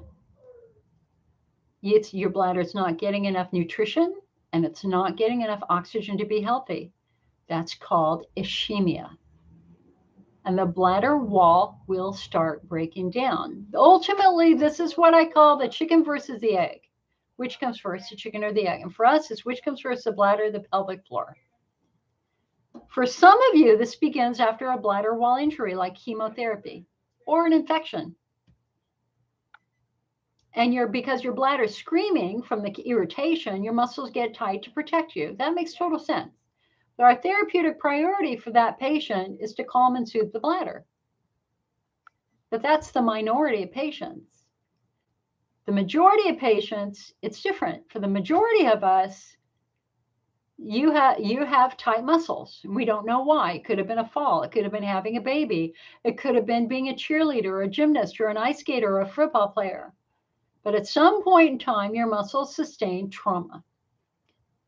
And that trauma, and usually it's a history of childhood athletics or falling and breaking your tailbone or having a bad hip, something like that. There's usually a series of minor events. The muscles just get hurt and hurt and hurt and hurt. And with each injury, they get a little tight and a little tighter, a little tighter and a little tighter and a little tighter until finally you're in your 20s or your 30s. And it's like, holy hell, I think I have a bladder infection. You call the doctor goes, okay, let's do antibiotics. They don't work. You go back to the doctor goes, well, let's do long-term antibiotics. They'll give you antibiotics for 6 months. They don't work. You still flare. You're still having problems. You go back to the doctor. The doctor goes, okay, maybe you've got overactive bladder. They give you ditropan, destrol. They don't work. You're still flaring. You go back to the doctor, and the doctor goes, God, I hate to break it to you. I think you've got this incurable bladder disease called interstitial cystitis. Here's the diet. Here's some Elmeron. Here's an antidepressant. I'll see you in 6 months. And you legitimately want to get better. So you go home and you follow the diet and you do the Elmeron and you take the antidepressant. But the problem is you're not better. 6 months, a year, 2 years, 5 years, 10 years, 20 years, 30 years. You're still flaring. Why? Because they don't fix the underlying problem, because the underlying problem is poor circulation. Our therapeutic priority is to restore blood supply. And the way we do that is with physical therapy. So I had symptoms in 7th grade after I broke my tailbone. But nobody thought of that. I didn't think of that. I was a kid. I just did massive antibiotics. Had about 100 urethral dilations. And no bladder therapies, including DMSO, fixed me. None of them. Didn't get a minute improvement with DMSO, which was what we had back then. What got me symptom free was pelvic floor physical therapy. And when they last looked at my bladder, which was 6 years ago, because I had a hysterectomy, I have a baby bladder. My bladder's fine. It's healthy. And the surgeon, Dr. Bennett, said to me, he said, Jill, this proves once and for all, it was never your bladder. It has always been your muscles and nerves. So our next question then is, for some of us, physical therapy works. You're good to go. But for others, the muscles go back into tension. My left piriformis muscle always goes back into tension. Why? And so when you're working with your physical therapist, you're always asking, you should always be asking your physical therapist, are my muscles responding? Are you seeing the tension reducing over time? And if that physical therapist says you're always back into high tension, a week later, a month later, your trigger points are back, everything's back. Your next question is, why did that happen? And that's when we have to look beyond the muscles to the bones. Because what is it that puts long-term pressure on muscles but bones? And so we had a study came out a couple of years ago of men diagnosed with chronic prostatitis. 70% of them had an underlying hip problem. For me, it's my SI joint on my left side. My left SI joint is moving too much. My muscles have to lock down tight to hold it in place. So again, our new guidelines say IC is not a bladder disease. It is an incurable bladder disease. IC is a neuromuscular disorder in the vast majority of patients out there. So I think you need to get back to physical therapy and look at it maybe a little bit differently. Now, the other question is the Hunner's lesions. Have they treated the Hunner's lesions? We're still trying to understand why Hunner's lesions occur. Hunner's lesions can be viral in nature, but they can also come from nerves that are stressed badly in the pelvis. So don't walk away from the physical therapy just because it's painful. We have to learn from that. So Marlia, now getting to you, you said before you urinate, your stomach muscles burn and feel so tight, your back and your waistline hurt terribly. After I urinate, it settles down. You need to go to a physical therapist and figure that out. I don't understand.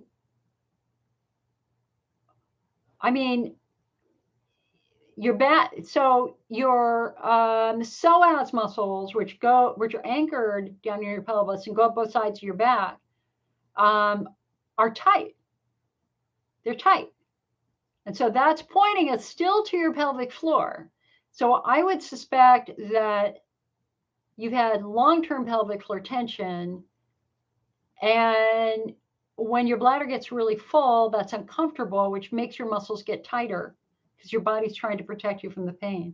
I would definitely talk to a physical therapist or a physiatrist about that, because my guess is that it's your psoas muscles, which are anchored down in the pelvic cavity. But I would also listen. I would buy this book. You got to read this book. Ideally, when you're at the physical therapist, I want you, as you're laying there and they're working on you internally, I want you to be able to visualize exactly what they're touching by name. It's like, okay, and I want you to ask, is like, okay, are you touching my piriformis on my left side, on my right side? What are you touching? You got to walk in a partner. You got to walk in educated, and that book will educate you. It's going to be like going back to college, the first 3 chapters, but it's filled with success stories. But it connects all the dots as to why tight pelvic floor muscles cause rectal pain, why tight pelvic floor muscles cause prostate pain and bladder pain and all these things. The book is phenomenal.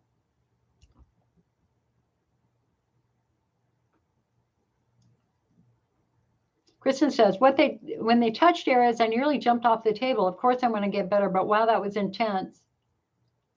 And you can't have sex because it's extremely painful. So, yeah. So, you had endometriosis when you were 14. That was major trauma with over 15 surgeries. Oh, see, okay. So, Kristen, they talk about the consequences of multiple traumas. You've had 15 surgeries for endo, girl. That's a lot of trauma to your pelvis. And the odds are you probably have, there's no doubt you have scar tissue, because scars develop whenever you do surgery. And scars can wrap around nerves and stuff like that. Now that they know how tender you are,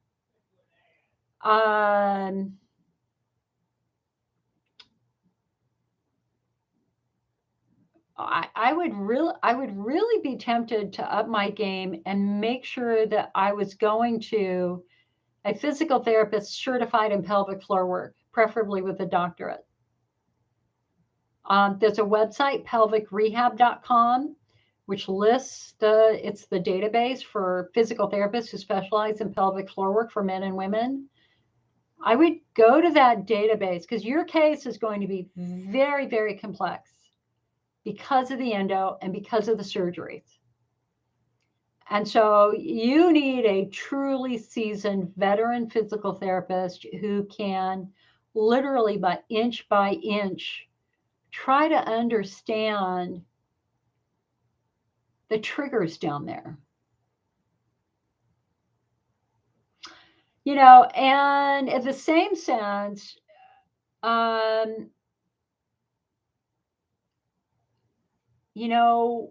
whenever you sustain injury, muscles are traumatized. Like if you break your knee, you've broken a bone, you've traumatized muscles, but you've also traumatized nerves. And even though the bone heals and the muscles heal, the question is, do the nerves really heal? Well, injured nerves become more sensitive nerves. They become nerves that are easier to turn on. And so I suspect that you might have some of that going also. For example, now you guys, I have no shame. I will embarrass myself to make a point. I have no problems with that. So I have had tight pelvic floor muscles off and on for years. I mean, for decades. And about 10 years ago, I started developing rectal pain. But it's weird in the sense that my nerves have become so sensitive down there. I feel anything in my rectum. anything. You have a normal bowel movement, and if you've left a piece of stool the size of an almond, I feel that, and it's uncomfortable for me, which is why I have gloves and KY in my bathroom, and I deal with it. And so that's a really good example of nerve sensitivity in the pelvis. There's nothing wrong with my rectum at all. Nothing. I've looked. They've looked. I have one little tiny hemorrhoid that's like on top of a nerve, and it's just like, okay, my nerves are very sensitive down there. So I think that you probably have some nerve sensitivity going on there too.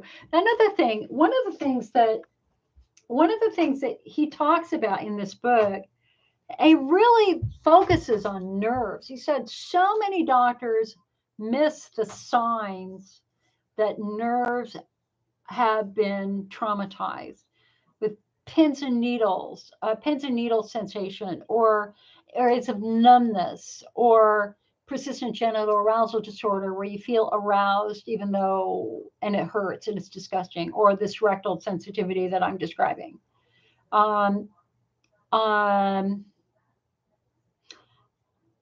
So as part of his treatment protocol for patients who had tight muscles but also sensitive nerves, it's a two-pronged approach. We got to release the muscles, but we also have to calm the nerves down.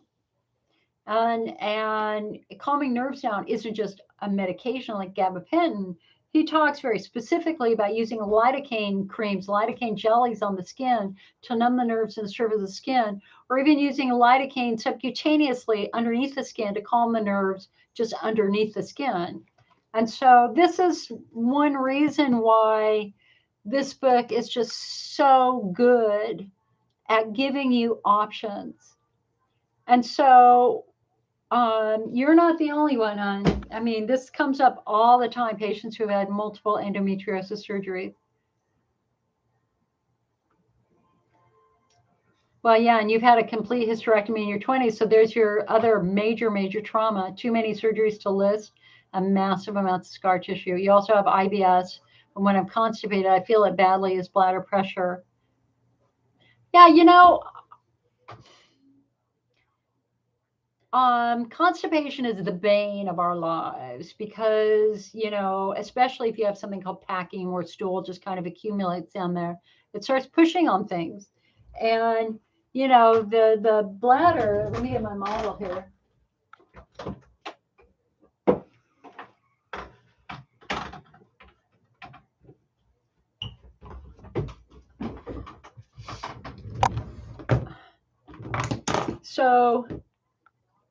So here's your bladder, right? And there's your vagina. Actually, it goes like this. Okay, and then your rectum is curved around the side, around the left side. So your rectum is kind of curved around this way to get there. I don't know. I can't really show you with my fingers. So the problem is if you've got a lot of stuff hanging around in your rectum because you're constipated, it's going to start pushing on stuff. And yeah, it gets uncomfortable. No doubt about that. There is a time and a place for an enema, my friends. If you're really struggling and it hurts like heck and you're just over it and you're just hoping you're going to have a bowel movement and you're doing what you think you need to do and it's still there, whip out a fleet enema. Come on, it'll get things moving in 20 minutes. Fleet enemas are great. After I had my, when you have a hysterectomy, bowel movements they don't warn you because when you've had a hysterectomy, you can't push. There's no pushing happening after hysterectomy. You're just like frozen going, oh my God, please go. Right? Because you don't want to move with all those sutures down there. And like day 4 after I came home, man, I just whipped out the enema. It worked. And that's kind of the cool thing about being older now. You know, when I was in my 20s, I would never have talked about enemas publicly, but come on, I'm 60. It's all about being comfortable.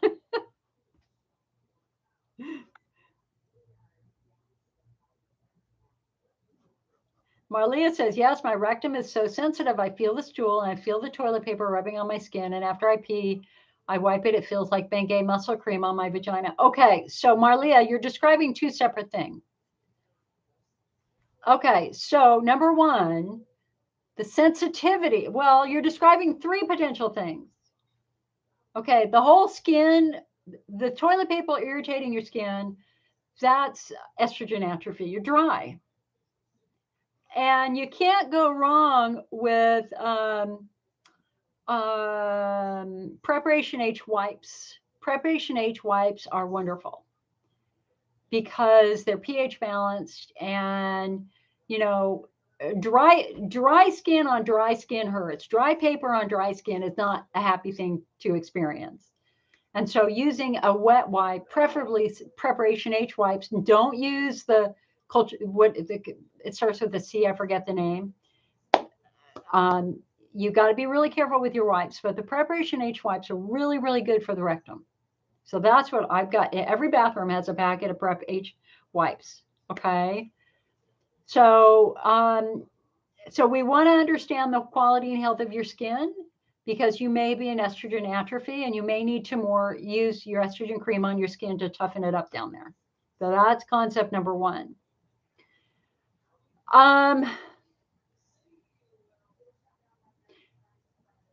Especially too, you say it feels like Bengay muscle cream is on your vagina. That's estrogen atrophy. That's got to be. But it also could be just a tremendous nerve sensitivity too. But the fact that your rectum is sensitive, girl, we are sisters in our rectums. It's very annoying because it's not constipated. It's not a hemorrhoid. It's just sensitive.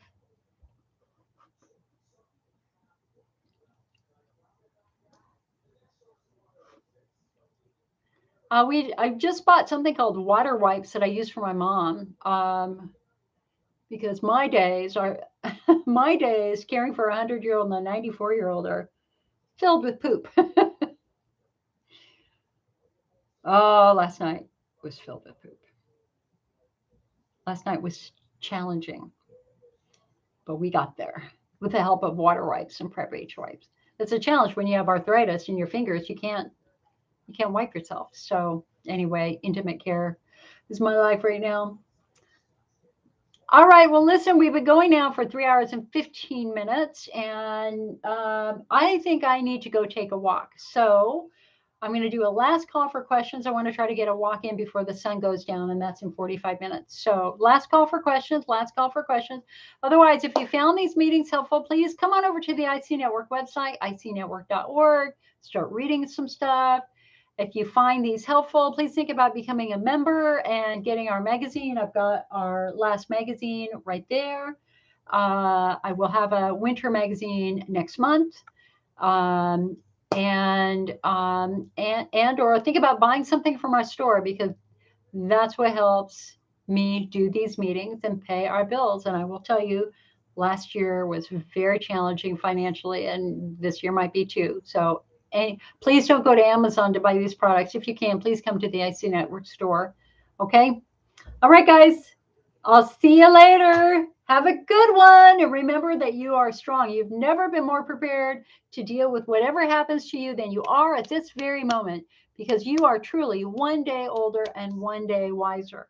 You're not going to repeat the mistakes of the past. You are strong. You are powerful, assertive. Stand up, hold your head held high.